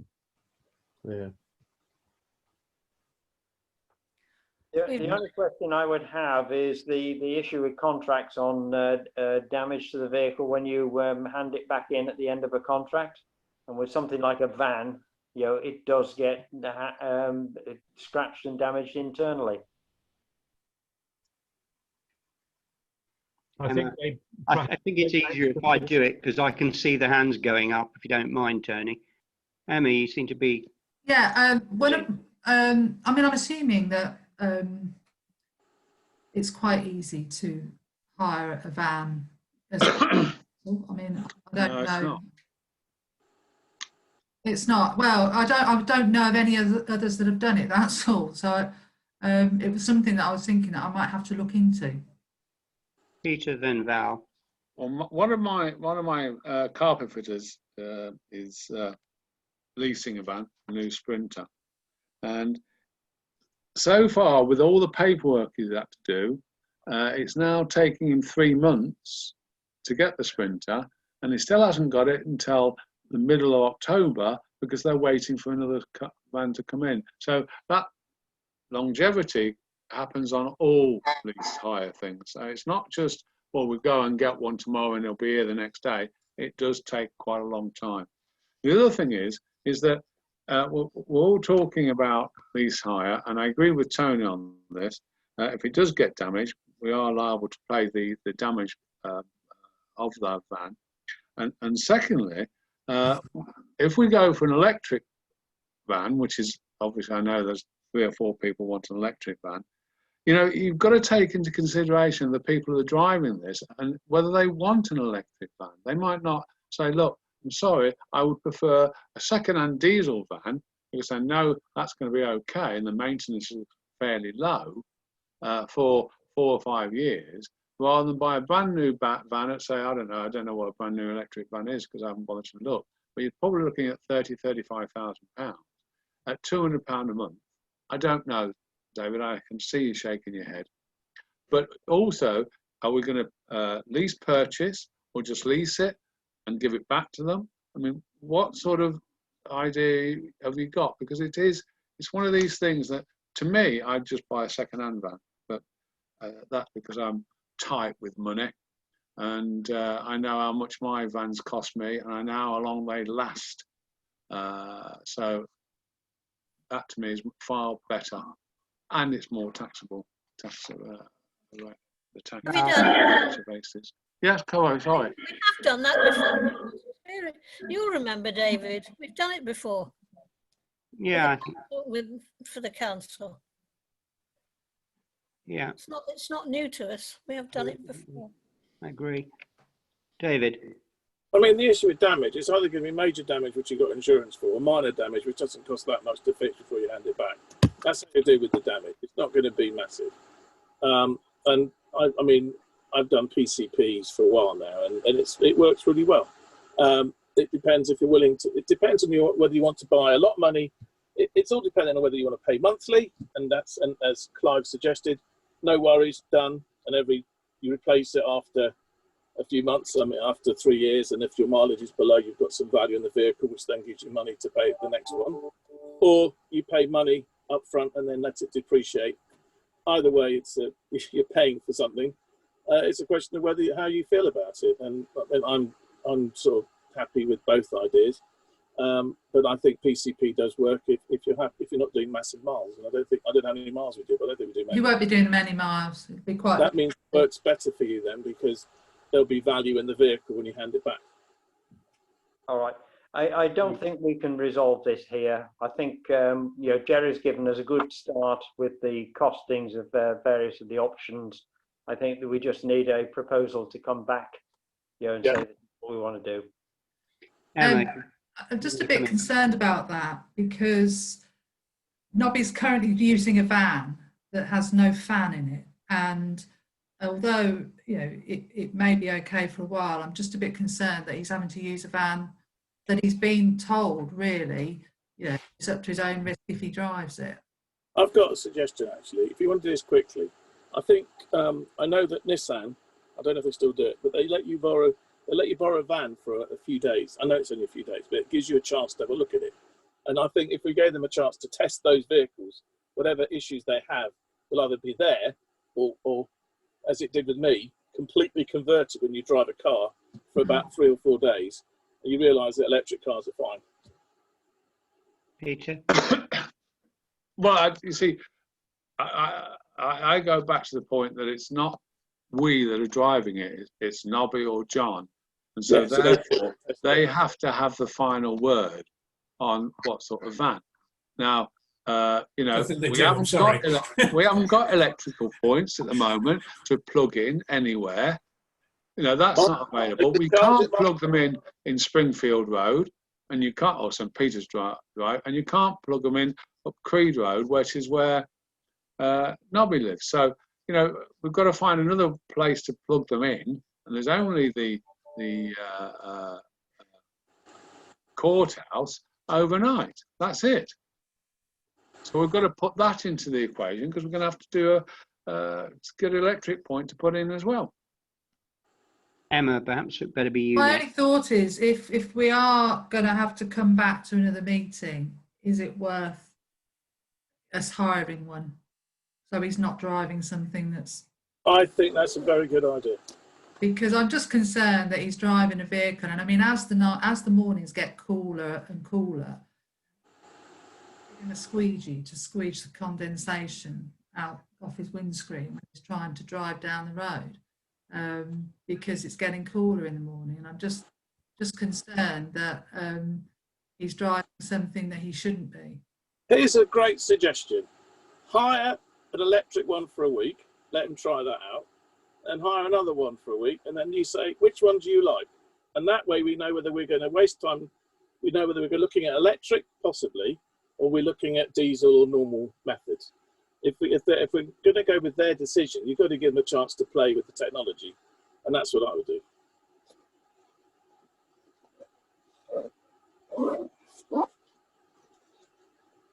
Oh, David's gone. Jerry wants to say something. I was just going to say, and I think we've strayed off the point a bit here, that there's an item in the agenda later on about what sort of van. I don't think we should try and do this at this meeting, because clearly there's a lot of views being expressed with very little facts attached to them. I said very late this evening, I did send some numbers out, which tells you what the typical costs are likely to be in terms of what van. I would make the point though that it's not the driver's decision, it's the council's decision what we spend our money on. And yes, they have an input. Yes, it's important that we consult them, but it's not their decision as to what van they drive. If we decide that for whatever reason we want to promote our green credentials by driving an electric van and the councillors vote on that, that's what we'll have. But that's by the by. I don't think that's for tonight. What is the issue tonight is if Nobby's not driving a safe van, then we need to get him into a hire van, I would say. Exactly. Because whether we buy one, lease one, go out and find a second-hand one, it's not going to happen overnight, and he shouldn't be driving around an unsafe vehicle. So let's get on to, well, probably the simplest option is to get onto the local Ford dealers and see what they can do, or Yeah. whoever, and rent as a. I mean, it might be difficult to find an electric van, at short notice, but let's get him into a diesel or petrol van as soon as possible. So he's driving a safe Probably vehicle. got one. No, Pick Arthur will be there to help. Yeah. Toughies are Well, probably Enterprise are the there. cheapest. Ian, Just three really quick questions. Is the fan irreparable? It's going to cost Burnt out. 1,900 to put right. How much? How much? 1,900. But No, forget it. not worth spending.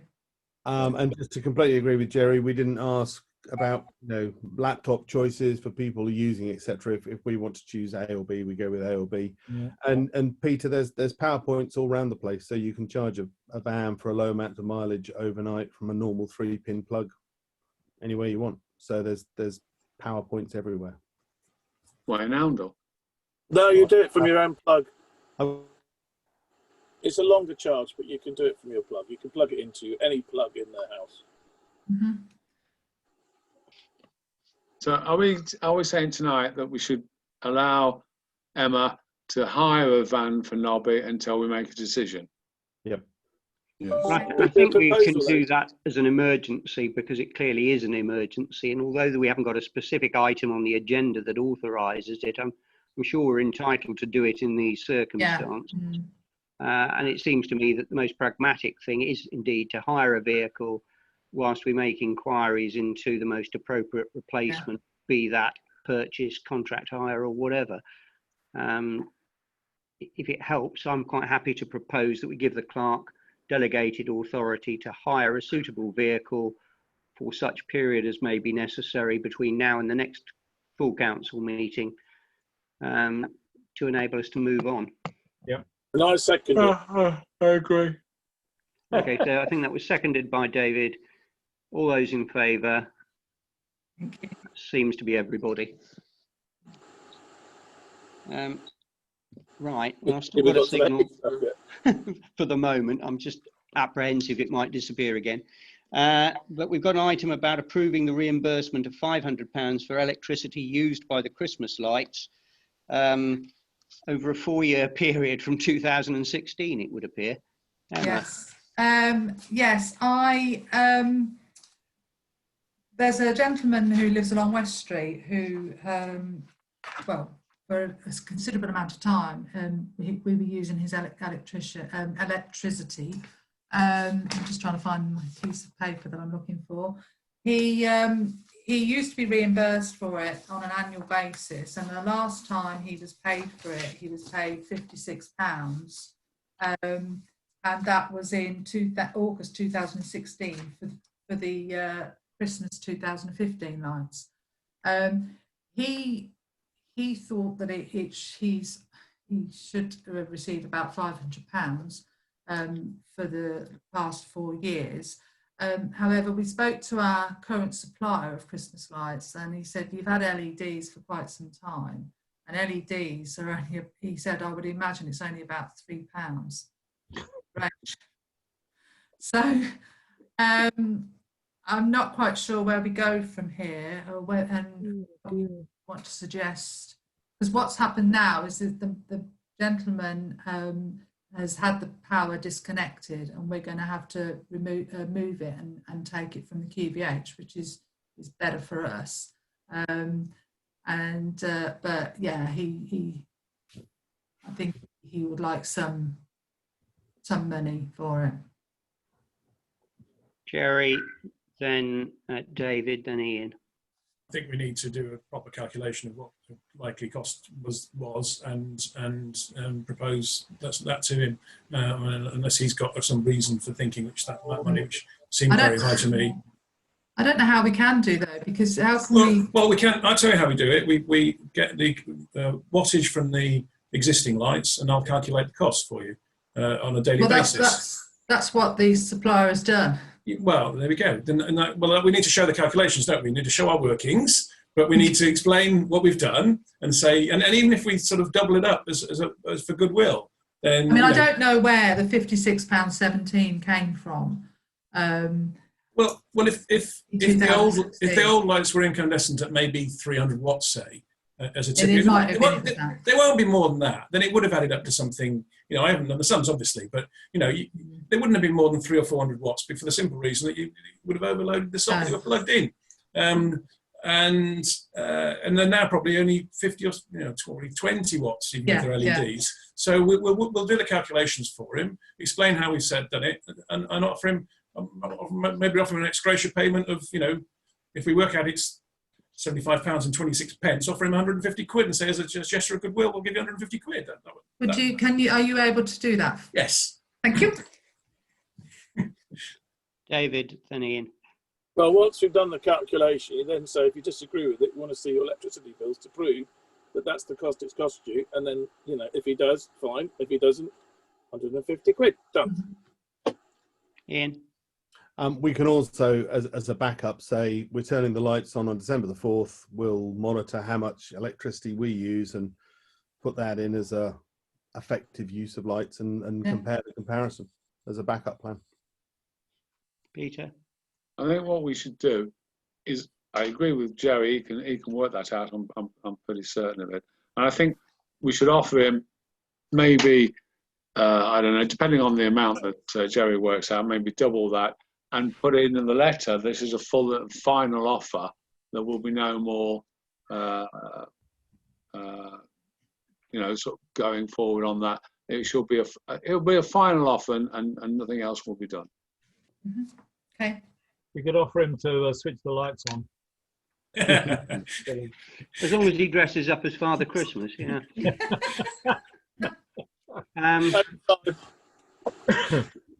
I think a consensus seems to have emerged from what I can see. I was going to say, can Jerry proceed? Oh yeah, for some reason all the pictures moved around suddenly, and you've appeared in my top right corner now, Jerry. I thought you'd disappeared for a minute. But yeah, if you could start the ball rolling with that, then let's proceed. And maybe if it's going to take any time, a holding letter to the gentleman concerned, just saying that we're looking into it and we'll be getting back to him. Very sensible. Right, well, the next items on the agenda are actually planning anyway, so that would still seem to be me.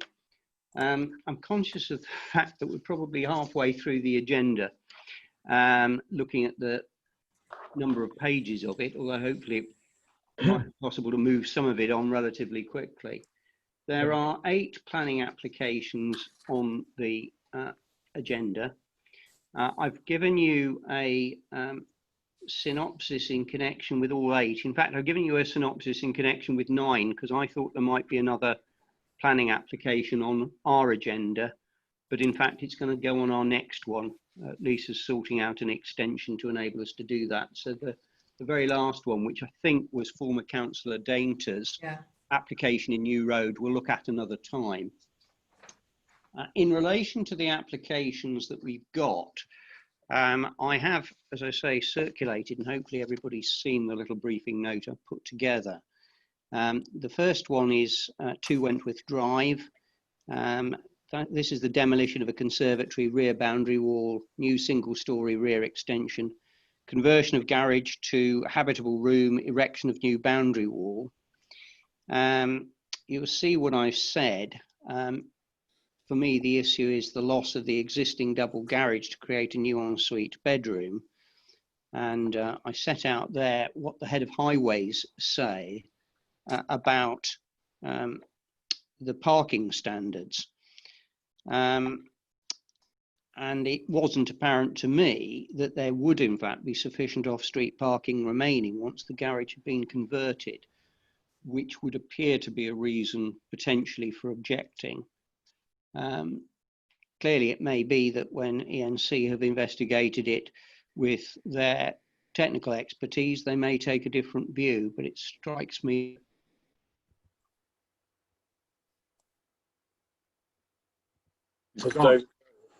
David's gone now. Yeah.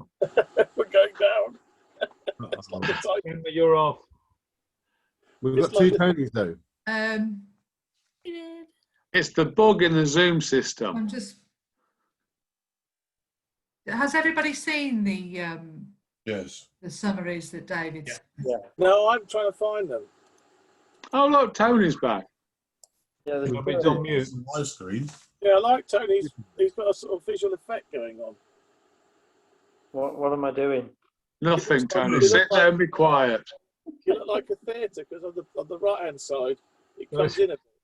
Oh, Well, the Have we fact got Hey, two? David. there's two of you. let's- David's just changed into Tony. David's how to stop your meeting from being in quorum? look at yourself.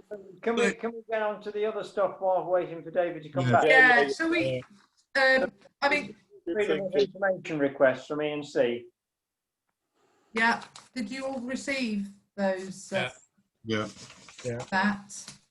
I do think you're missing a few documents, but don't worry. Hang on, there's- Sorry about that, everybody. My Yeah. I have sympathy with Councillor Sparks and the problems he has with Wi-Fi signals and things in Glapthorne, because I seem to be having quite a few problems tonight. I was happily talking away and then suddenly realised that I was talking to myself. I don't know what we've now done. Have we gone and moved away from planning to do something else? Or? Well, we were going to, but then we didn't really get started. So. Well, shall we try again and hope that my signal holds out at least long enough to do these bits? I don't know how far I got with what I was saying about 2 Wentworth Drive, but the issue for me is the potential loss of parking spaces, which might breach the NCC standards, and would seem to me to suggest that we should object. The NC may, with their greater technical resources, take a different view, but it seems to me that that's a potential problem, and I know the council is usually sensitive to this. Any Okay. views? No. You want Agree. us to agree? Well, You want us to agree with what you... I would either like people to agree or disagree with me and tell me why they disagree. I agree. I agree with Agree. you completely. Yeah. It's quick if we all agree, gentlemen. Yeah. Okay, we'll Ladies. agreed on that one, so we'll object on the basis of the apparent inadequate parking spaces after the removal of the double garage. 43 South Road, new link extension and access gates. You'll see it's in the conservation area. It seems to me that there's nothing about the plan on the face of it that would suggest to me that we would want to object. But given the sensitivity of the building and its location, I would imagine that it would be subject to any contrary view taken by the conservation officer. Right. You happy with that? Yeah. Agreed. Right, 97 Bennyfield Road, another extension. This is a single-storey extension to the rear of the property, currently semi-detached. I couldn't see any obvious reasons why there would be a problem. When I last looked, there were no objections on the council website. Emma? And I think it's a permitted development as well, isn't it? Oh yes, this is the one that's a permitted development. So, although in theory we could potentially make observations, the probability is it will simply go through on the nod anyway. So unless anybody's got a strong problem with it, I suggest we move beyond it. Move on. Done. Right, 4 Hillfield Road. This is the replacement of a part brick and part UVC conservatory. Essentially, we get rid of a perspex roof and have an insulated solid roof with roof lights. It involves the replacement of a door. Frankly, it seemed to me that it would actually improve the property visually and in terms of its amenity, and I couldn't see any obvious basis to object. So I'm assuming no objection. No. Yes. No objection. Yes, no objection. Yeah, you threw me for a minute. 24 St Peter's Road, I think that's the one Councillor Clark has indicated and other interest in because it's quite close by. This is putting a pitched roof basically onto a garage to form a store, putting in dormer windows, taking out a toilet and a utility room, and also changing the current faux stone cladding with faux timber cladding. Why can't I have genuine cladding? I don't know, but anyway, I thought they'd have better taste, obviously, on St. Peter's Road, but quite frankly, they haven't, have they? Well, yes, I must admit, if we'd had more time tonight, I might have made observations about the new property that is being constructed opposite my old property in St. Peter's Road, which we objected to and which has got permission. And to me, looks hideously out of scale already. When we look at the new planning for the future document and we see what it says about design, I think that's a classic case of where it should never get permission on that basis. I couldn't agree However, more. that's not the application before us. This is the pitched roof issue and the integration, if you like, of the toilet and the utility room. They say that it will create a more modern look to the property and improve its appearance. It seems to me that that's probably a matter of opinion, but I couldn't see any obvious basis, I must admit, to object. It's already been done down St. Peter's anyway on a couple of buildings, so I don't Yes, know. I mean, it's not unusual to have that done. So I think that would be a no objection. And there is a clear trend with the applications this month, because the next one is the removal of a conservatory and a replacement by a 2-storey rear extension. This one is in Latham Road. As I said in my little note, it seems to me that the works would significantly improve the amenity of the property by creating additional space. I couldn't quite work out from the drawings whether or not the end result was that the new extension projected beyond the current build line of the conservatory. Materials look as if they'll be in line with the current building. Existing conservatory is a bricklayer course with UPVC windows, etc., pitch glazed roof. Ground level, the extension would be all in brick with a flat roof and a run of UPVC windows facing the garden. First floor level, the extension doesn't project as far as the ground floor extension is again flat roofed. I hadn't seen any objections posted. Doesn't seem to me to impact negatively on any other properties. And again, I couldn't see any obvious planning grounds to object to what was being proposed. All happy? Yep. Yeah. 10 Rockingham Hills, and by now we're getting entirely used to what's happening. Everybody's just increasing the size of their properties rather than moving. This is a 1-storey rear extension and erection of a new front porch. Current property, as with most of the properties up on Rockingham Hills, they were created with a sort of unified appearance using Bradstone. The proposed new materials are, however, to be rendered blockwork. It might therefore be said that what's proposed is a little out of keeping with the other properties in Rockingham Hills. Similarly, the installation of a porch, which wasn't part of the original designs of these properties, most of which were of a pretty similar type of appearance, would again perhaps make the property stand out, which is perhaps what the owner is desiring. I'd said in my note that it might be appropriate to draw these things to the attention of ENC for it to take a view, should we be concerned about this aspect of the application. Although it doesn't actually talk about the demolition of the existing conservatory on the application, when you look at the drawings, it seems that it does involve removing an existing conservatory in order to build the extension, the more permanent looking structure.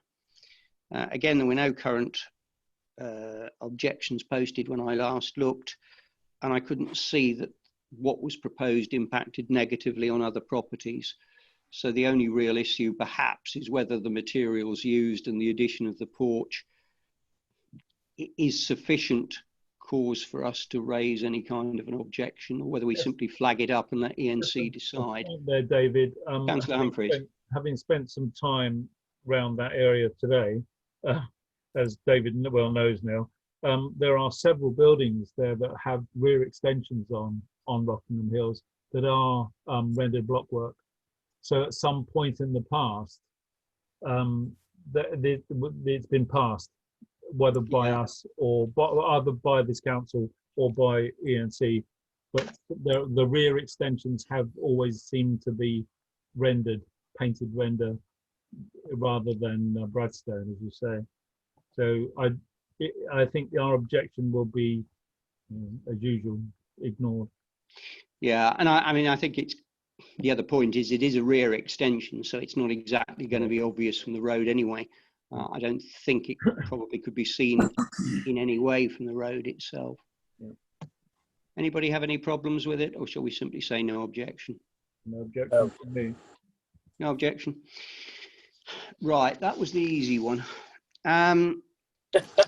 What is more problematic is the new set of plans for the replacement of Abbott House.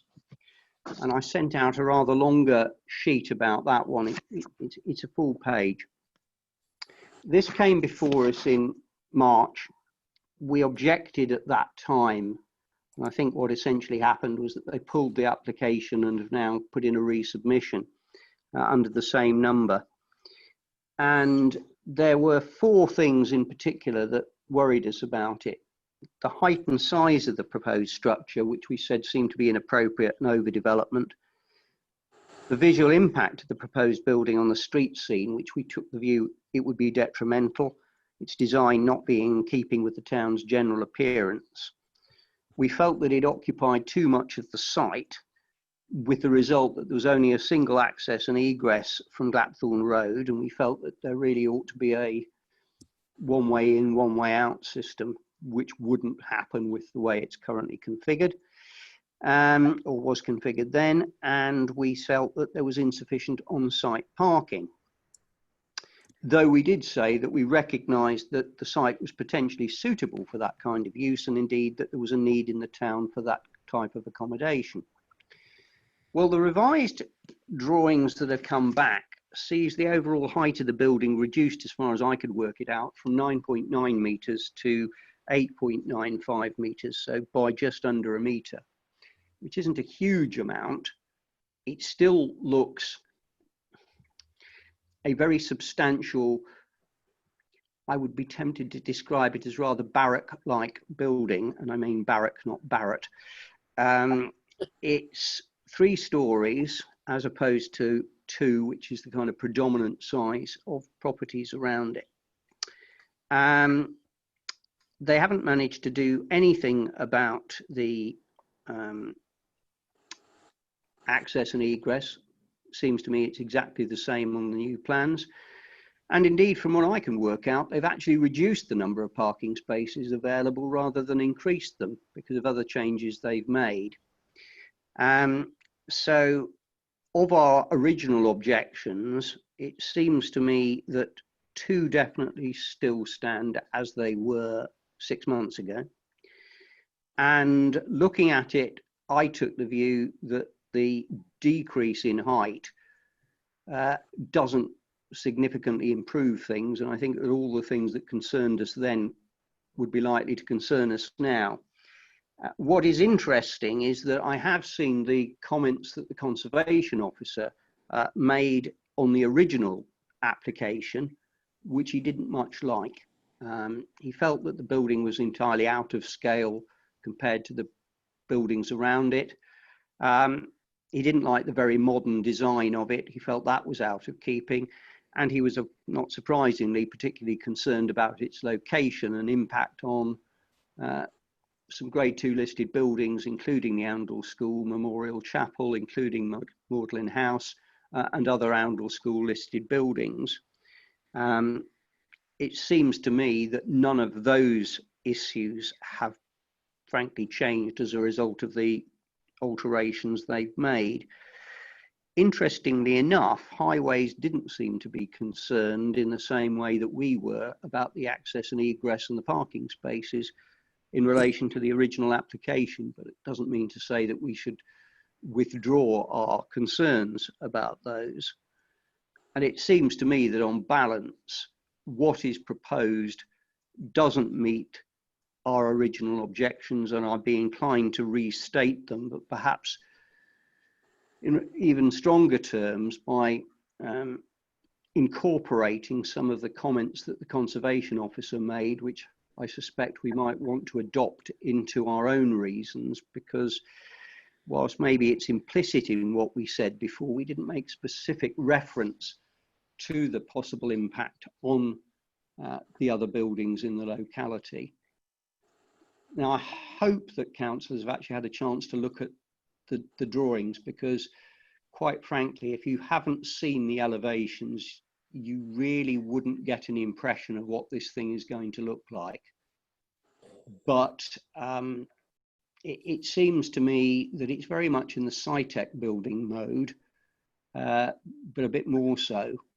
And although it's a McCarthy and Stone type development, compared to some of the developments that I've seen them put together, it seems to me utterly unsympathetic to its location in Oundle, where a different kind of development would have been far more appropriate in my view. It does provide, having said that, if it went through, 18 one-bedroomed and 13 two-bedroomed retirement living apartments. And there is probably a need for such accommodation, but the question is it needed at any price? Anyway, those are my thoughts. What do other councillors think if they've had a chance to look? Councillor Chesser. And then I know people who went to look on their presentation evening, and at least 2 of them, I think, put their names down as being very interested in living there. People were quite excited by it. Yes, and indeed there were some very positive comments that are posted on the ENC website about people who were interested in that type of accommodation, although they weren't very like planning things, because they talked about, well, I want to know more about the costs and is there a service charge and this, that and the other. And I thought, well, this seems to me to have been McCarthy and Stone drumming up support for the concept. But there we are. I mean, I say again, I don't think the council in any way takes the view that such accommodation of the right kind wouldn't be appropriate for Oundle. It would, and there's a need for it. But whether this is the right building in the right place is, to my mind, another matter. Peter first, and then Ian, and then Clive. Well, I would go with your comments, David. If you think that it's not suitable, then to me, I would just go with what you say, because we did this last time, and we objected to it. Then I can't see any reason why I shouldn't object to it again today. I agree. Ian? I would agree. I think when I went to the meeting, the presentation, lots of people like the idea of it, but a lot of people use the phrase Prussian military barracks, and I think where it is, I don't think there's been a significant change in the look of it, so it needs to be more altered to work. Yes, that phrase Prussian military barracks is interesting. I don't know if any of you have been to Prora on Rügen Island on the Baltic coast, which was Hitler's holiday camp for loyal Nazis, where they built this hotel which literally stretches for about a mile or more. It's just one building and it's just a solid block. And this just looked like a scaled down version to me. But They have a lot of those in Russia, you know. Personal choice. Clive? Yeah, no, I agree completely with you, David. And in fact, I think the parking thing is very, very important, because I don't know if any of you go up and down Glapthorne Road very often, but Glapthorne Road is now, even since March, is becoming more and more congested, certainly around that area. And it's almost a single lane road now, most of the time. And I think there will be, regardless of what anyone says, there will be more, if that's there will be people parking on the street outside it all the time. And I think we have to be very, very conscious of that in our decision making. I haven't heard a single voice in favour, and I seem to hear that the objections we made before are really kind of upheld. So, Emma. Did you want to liaise with Lisa, because you just said that you wanted to add some of those comments in? Yeah, I'll put something together and let Lisa have it. Okay. ASAP. Okay, we'll object to that on all the grounds that I kind of flagged up before. The next items are simply notification of some planning decisions, which, bearing in mind the hour, I don't propose to go through unless anybody is desperate to talk about them. Yeah. The next item is to consider the response to a Freedom of Information request that was sent to ENC about housing information. This was something that I actually asked Emma to do because I just thought that it might help inform us a little bit better about housing numbers and such like in Oundle.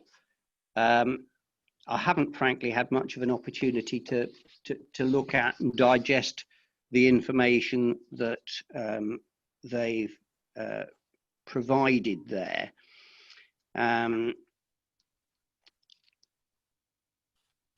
So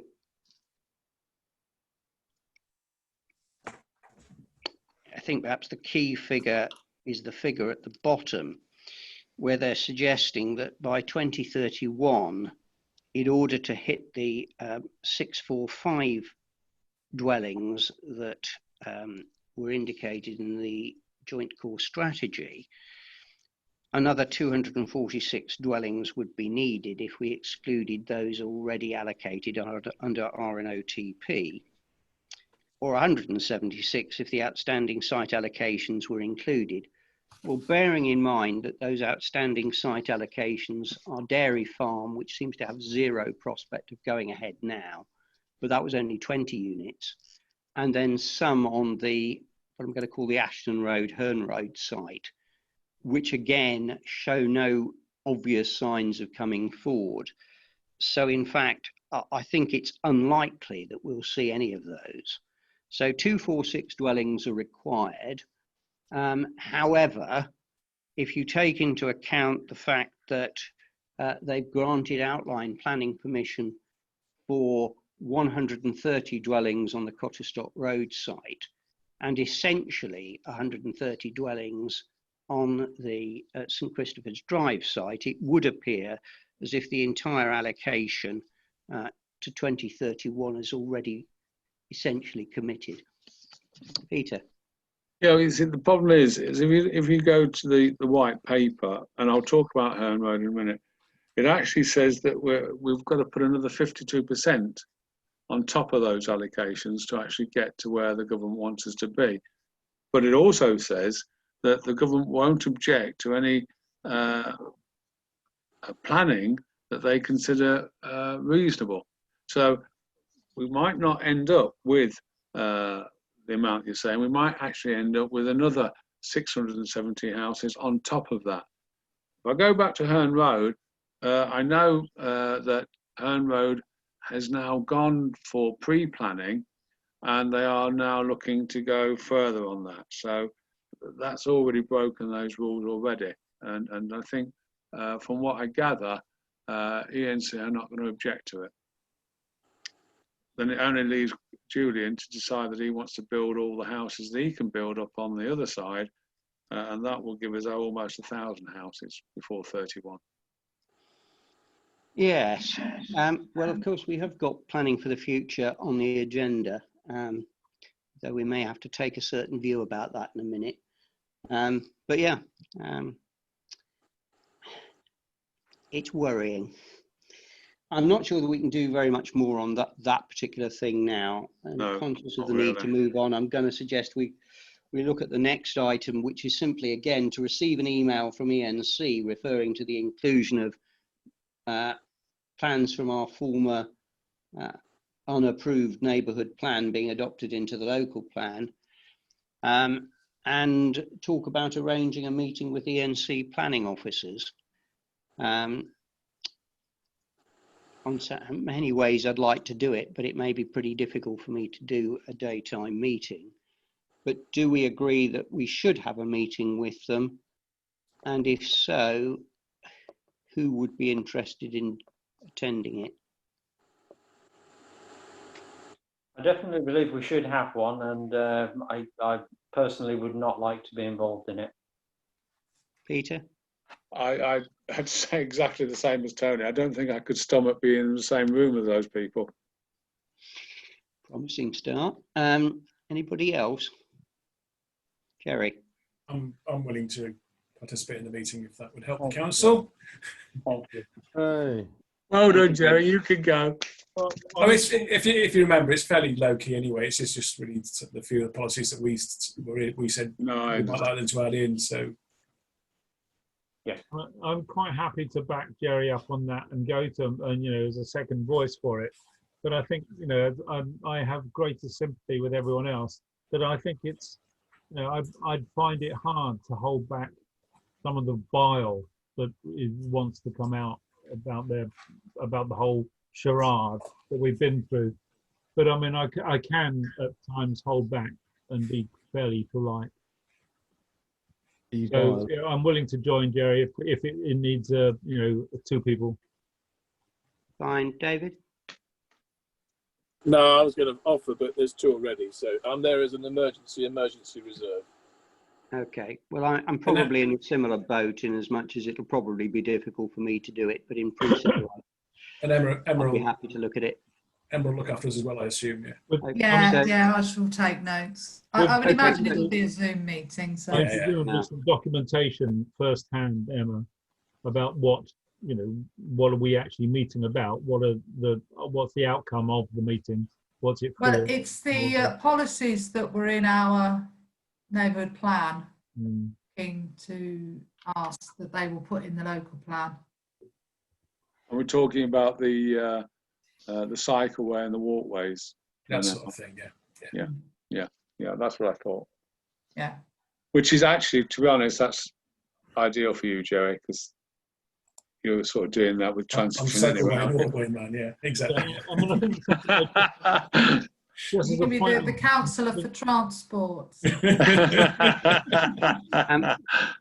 are going to get some more information about that, aren't we? I mean, central government is now pushing cycling harder, and once again, I think it feeds into the rural committee stuff, working party thing. Oh, crikey, yes, Clive, it does. Yeah. There are things we can bring up with them potentially, not bring up as a outside of that meeting's agenda, but voice an opinion about it and have them try and get them to commit to some of the cycleways and increasing the cycleways. More of it, please. That sort of thing. No, that's fine. Emma, can you contact ENC accordingly and get something set up? And if we can get some sort of an agenda put together and circulate it between the 4 of us who've expressed some interest, and particularly if it's a Zoom meeting, it might be more practicable for me to do it, unless I happen to be in the middle of a Zoom court hearing or something. Yeah. I'm just conscious of where we are on the agenda. If we ignore for the moment the item that's next, there are still 10 items left on the agenda, including one which would have to be taken potentially in camera. If we did the next item on the agenda any kind of justice at all, it would warrant a meeting all of itself. The timescale for responding to this planning for the future consultation was 12 weeks from the 6th of August, which would suggest to me that there is time for us to put this onto the agenda. Now, one possibility is we've just said we're going to reinstate committee meetings, and that would mean a planning meeting at the beginning of October. All members of council could attend that meeting, and then we might be able to spend an appropriate amount of time actually looking at it. I've managed to circulate a couple of documents, one of which sets out the proposals, or at least I thought it did until I saw something else, and now I'm a little confused. But to set out the various proposals that I read in the 84-page document that I looked at, and then the 26 questions, although some of them have got sub-questions, that are posed within the consultation document. And I do think that the council should be responding to that. There are items of huge concern about what might be termed the nationalisation of the planning net sort of framework in this country. We've got a national planning policy framework already. Well, this seems to me to be going not just one stage further, but potentially 2 stages further. But there are all sorts of things in there, including the new infrastructure levy and changes to Section 106 and everything else. So I'm wondering whether councillors agree that we should actually defer this item, put it on the agenda for the next planning meeting, and see whether we could put together a council response at that point. Does that seem to make sense? Yeah. Yeah, it's fine. Yeah. It is very complicated. Yeah, it's not the happiest of reading, I have to say, having spent some time ploughing my way through it and still feeling as if I need to go right through it again with a fine-tooth comb to work out some of what they're talking about. I mean, building in beauty and such like is sort of strange and wonderful concepts. The next item on the agenda on planning is to consider whether OTC would be interested in the management and maintenance of the open space in the St Christopher's Drive development as part of the 106 agreement. Can I simply remind councillors of current town council policy in this area, which is don't touch these things with a barge pole. That's not actually the language in the policy, but that's what it means in practice. I agree entirely, Tom. So if we were to go down this route, we would be departing from our current policy. Emma? I responded with that in the email, but said I would just get it confirmed just in case you wanted to change your mind. But I've already warned them that I don't think we're going to be doing that, and I don't want you to do it either. Crazy idea. Anybody in favour of the idea of pursuing it? Because if not, we might as well just move swiftly on. Move swiftly on. No. Yeah. Right. You can respond in appropriate terms and say you guessed right. Right. Last item on planning. Oh, goodness. To consider information received from Thrapston Town Council regarding the sale of diocesan land at Titchmarsh / Thrapston. The tree thing, David. Oh yeah, the tree thing, yeah. Bexley Court. Oh yeah, sorry, I've ticked it off as having done it without having got there. Yes, consider proposals for us to agree an alternative tree planting mitigation as part of the Section 106 agreement for Bexley Court. Application for 2 dwellings.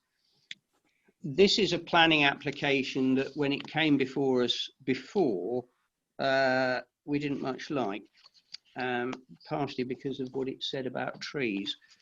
And somewhere along the line, I've mislaid a piece of paper that deals with it. They're actually taking the trees up, and they wanted it originally to give the trees to us to plant elsewhere. They were going to lose 40 and to give us 12. Well, what do others think? If anything, Ian. Where would we plant them? I mean, do we have enough land to plant lots of trees? It'd be nice to have them around the wreck, but maybe there's good reasons they're not there. Yeah. Anywhere else? We refused the planning on that, if I remember rightly, because of the trees, and we also said no, we don't want the trees because we had nowhere to plant them. Yes, I must admit I should have looked up the exact way in which we responded, but we were definitely very concerned about the trees. I think we may have also been slightly concerned about additional traffic flows from the development. Emma? Did somebody come and speak at a planning meeting about these? Yes, they did, as I recall. They weren't in very good condition anyway, or something. It's just something that Lisa said to me. I mean, it would be lovely to plant the trees, but then they become big trees that need looking after, and it's just knowing where to put them.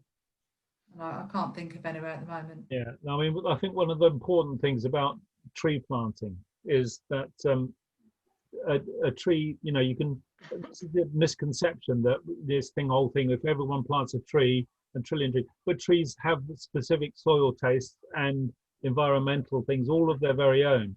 And you can plant 40 trees somewhere and you'll have 60% of them will die because it's just not the right place for them. It's not the right species in the right place. So you have to be very, very careful of this. And also it's referring back to the S106 arrangements and monies. I mean, they're, you know, basically they're fobbing us off, and with a sort of trees rather than the money. yeah, with a gesture. And I Yeah. think it's completely wrong. And my big thing, and I've said it time and time again, the 106 money, we should be pushing really, really hard to get something that's of real value.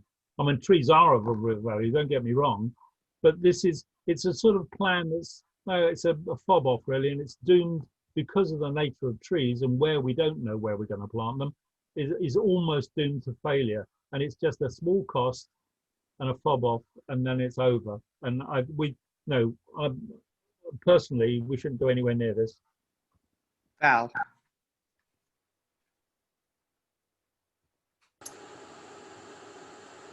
Val's lost it. Her voice. Val, you appear to be muted.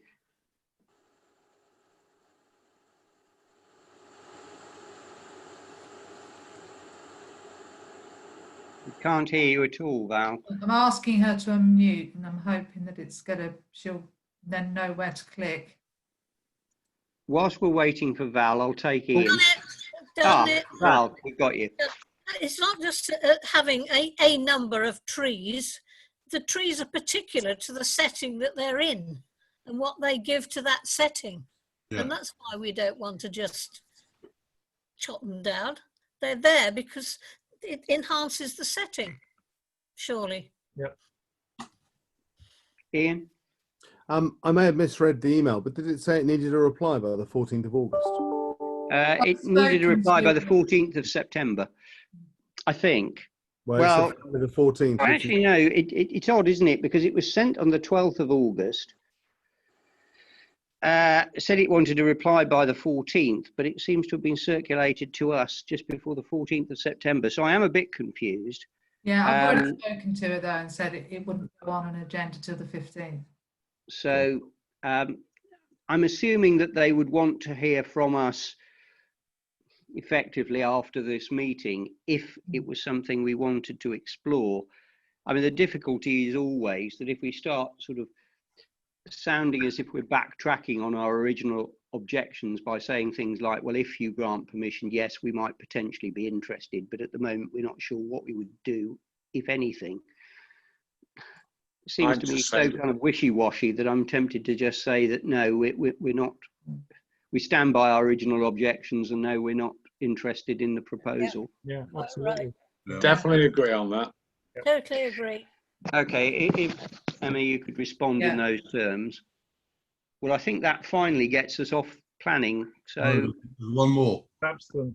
The Thrapston. That's been delayed now, so we don't have to deal with it, do we? Yeah, you may not have seen it, David. I've received a response from the bishop. Right. Oh, right. He wants an investigation before anything happens. So. Oh, well, can we simply defer this to another meeting? Yeah. Put it on the next agenda, and if we don't need to discuss it at all, 2 or 3 months, David, with a bit of luck. Yeah. Well, yeah. All right. Well, we'll certainly defer it for now, which is useful, because it does at last mean we have finished planning. We can get on with the agenda. Tony, do you want to take over again? So I'm patched together in a funny way now. Let's make a bit of pace then.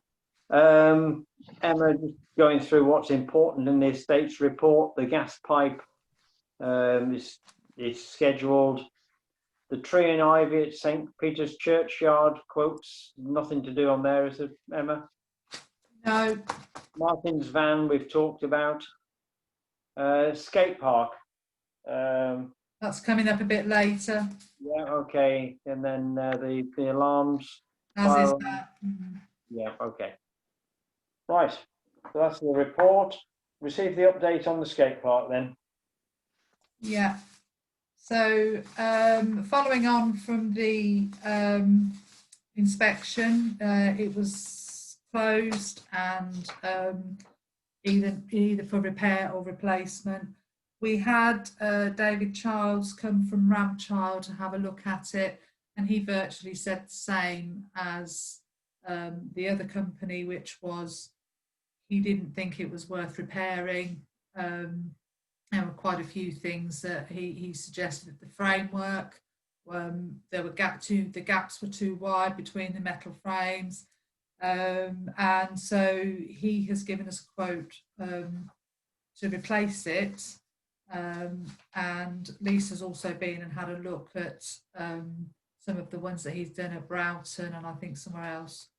And so compared to the other quotes for replacement, it comes in significantly less, because I think the other are in the region of about 30,000.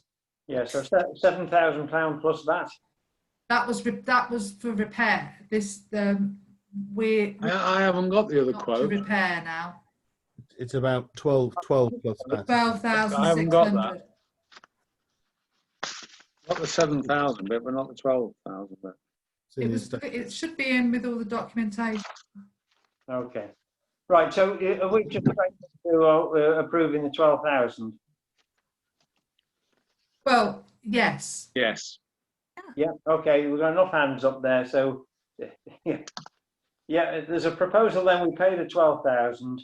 I've Okay. proposed it, Peter's seconded it, and all those in favour, right? Anybody against? Can you just agree that, because we do have £7,000 in the budget, Yep. obviously this is above that, do you agree that we take the remainder from general reserves? Does everybody agree with that? Yeah. Right, you got that then, Emma? Yeah, thank you. Could I just ask one question? Yes? It's not a question. Could we add the caveat, Emma, that we've got a really big group, or not a big, but a large degree of interest about the skate park, and the Rampchild guy said he'd like to involve some of the people. Yes. Can we sort of make that a condition that he comes along, talks, which I'm sure he'd be Absolutely, delighted by. yeah. Yeah, brilliant. Right, next one to approve the quote for 8885 for the alarm system. Yeah, got a series of faults on the fire alarm. Yeah, well, I don't think we've got anything to discuss, we've got to get it fixed. Yeah, so thank you. So I'll propose that. I've got a seconder. Yeah, so Malcolm has seconder. All those in favour? Anybody? No, there can't be anybody against. That's fine. Right. A letter of complaint about the outbuilding at the old cemetery chapel. Okay, I've circulated this to you all. I think for me, there's two elements of the complaint. First off is the building. We sold the land to the chapel owner.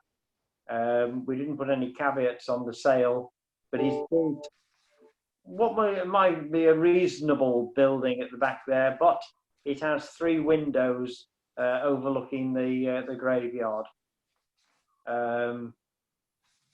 So we need to think about what we do with it.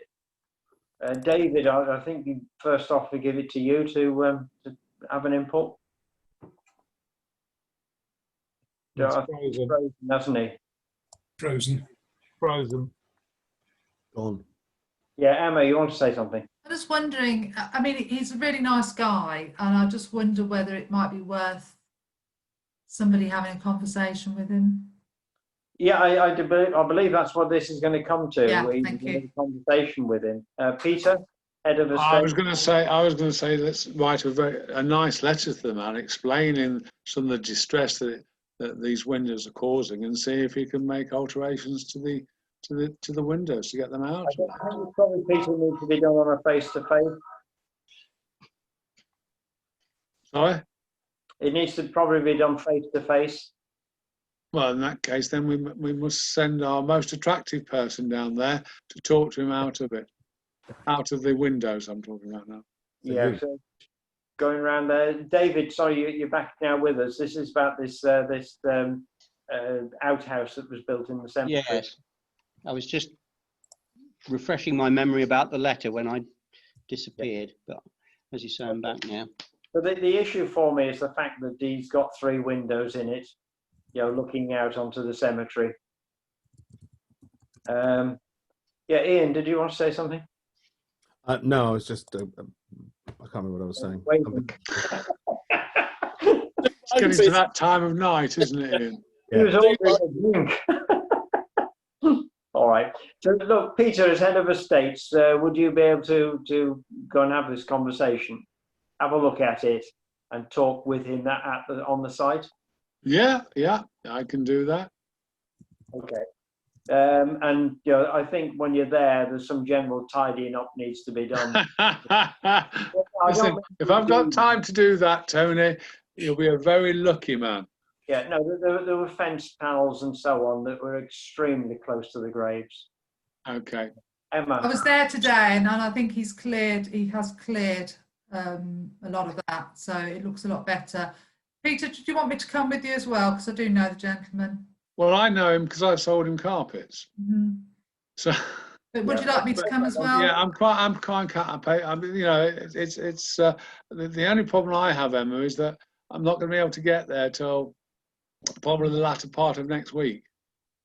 Okay. Because I'm literally chock-a-block this week. To sort that out then. Mm-hmm. All right.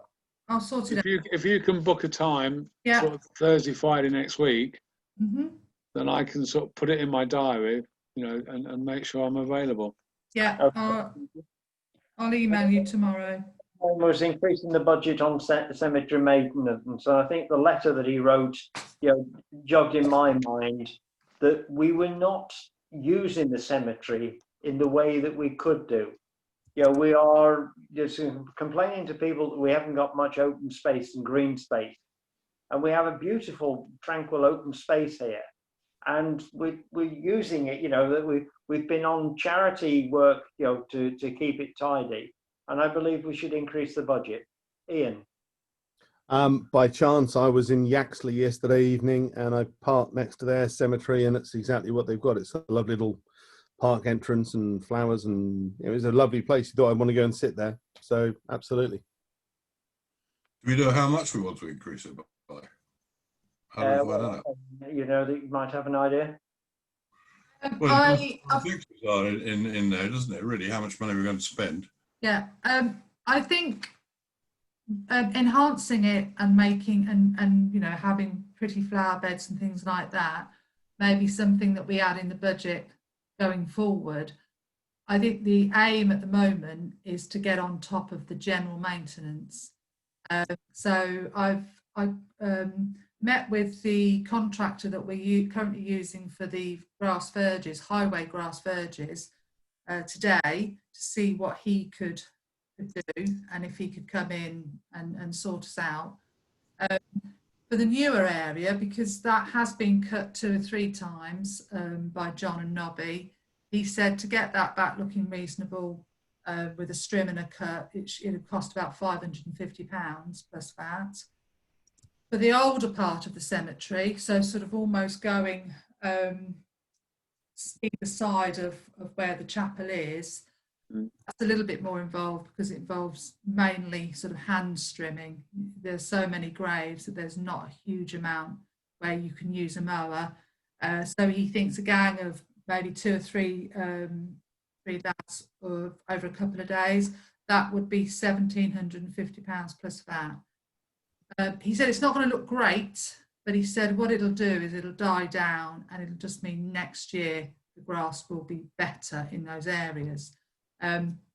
So we're looking at 2,300. Got 2,000 currently in the budget for the cemetery that we haven't spent, so it's adding a further 300 to have this one cut to tidy it up for now. And then I think we can then look to the future as to turning it into a you know. Yeah, so hand it over to estate. So we need this evening then to approve that 2,300. 300. If you can. Yeah. Or take it or add the additional 300. Yeah. 2,000 from the budget, then take further 300 from general reserves. Yeah. Okay, I don't want to talk about it for too long. Has anybody got a problem with that? No. Oh, go ahead. Okay, so I'll propose it. I'll second. Okay, Ian seconded it. All Yeah. those in favour? Thank you. Thank you. Right. Thank Right, you. correspondence for information. The employment law is updated. Thank you. Yeah. Okay, and then we're on to the personnel matters, Emma. Yeah, we just need a proposal to close the meeting, and I can pause the recording. Meeting. For a few minutes, okay. Yeah. And Vala seconded it. There we go. Okay, so can we have a resolution for us? The resolution is to approve the closure of the Hub Cafe, which will resolve in the redundancies of 5 members of staff. Okay, the redundancies. Yeah. Okay, so I propose that motion. Has got a seconder? Can I just propose a very tiny amendment? Can we get the words "with regret" somewhere in there? Oh, yeah, sorry, I thought I'd said that. Agreed with regret. Yeah. Okay, so that was proposed by myself and seconded by Jerry. And all those in favour? Okay, thank you. Thank you.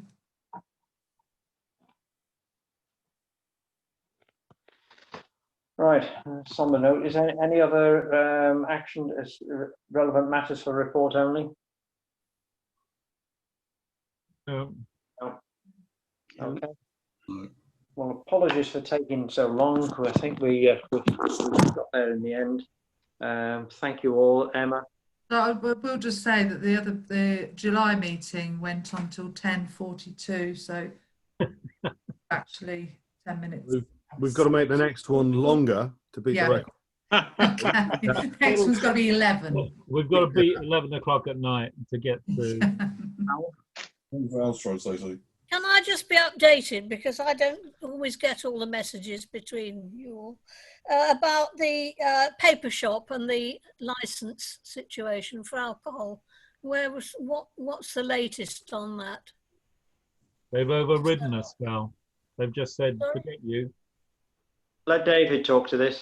Well, yeah, I mean, they've taken a very technical point, which is that there are essentially 4 grounds that you can use for objecting. And because we didn't use that language, they've said that's not good enough. But they have also said we could go back. And it seems to me that it would be entirely in line with what we had decided previously, that increasing the number of outlets would lead to at least one of the types of harm that are the grounds to object. Yeah.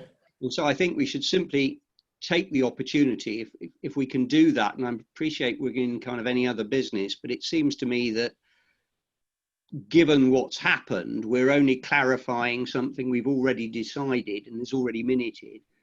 And if Emma wants to liaise with me about the wording, we could perhaps get that done and get our objection back in again on the basis that clearly there are considerable concerns about the impact of it. Can I just remind us that, I don't know whether it's still in force, but we did have a town bylaw about drinking alcohol in the town centre in the marketplace. Is there some way that we could check that that's still? We flout that every event that we hold in there. So That's true. Jerry. There is actually a bylaw. I just want to say that I wasn't able to attend the last meeting when this was discussed, but I would have said then that I don't agree with the objection. I don't see how you can discriminate against one individual retailer in the town over the others. I mean, he's got every right, just as anyone else has, to apply for a license. And I'm sorry, if you haven't got a valid planning reason, a valid licensing reason to object, then I don't think you should be objecting. I think it's discriminatory. Yeah. Okay. Well, I think the problem is the decision was already taken. I don't think we can reverse the decision. But I think we don't have to. We don't have to go back again and be discriminatory again, do we? Well, I take issue that it's discriminatory. Well, of course it is, because you're treating that retailer different from every other retailer in the town. So that is discrimination by definition. If there were 20 new applications for licensed premises, if every retail premise in the town centre applied for a license, would we say that that was appropriate? Well, I don't think if you've got no planning, no valid licensing reason not to, then how could you? There are valid planning reasons, and a surfeit of outlets is likely to lead to the kind of problems that licensing laws. I don't want to prolong the meeting. You've heard my views, and I'll leave it at that. Yeah. I thought we were going for a record, actually. Okay. We can make 11 o'clock if we keep going. I was just thinking that. Well, Peter's got to be up in 2 hours' time, so we need to let him get to bed. Right. Thank you all for tolerating this one. It was a long meeting. Thank you. And talk to you all again soon. Bye-bye. Thank you. Bye. Thanks. Bye. Bye. Night.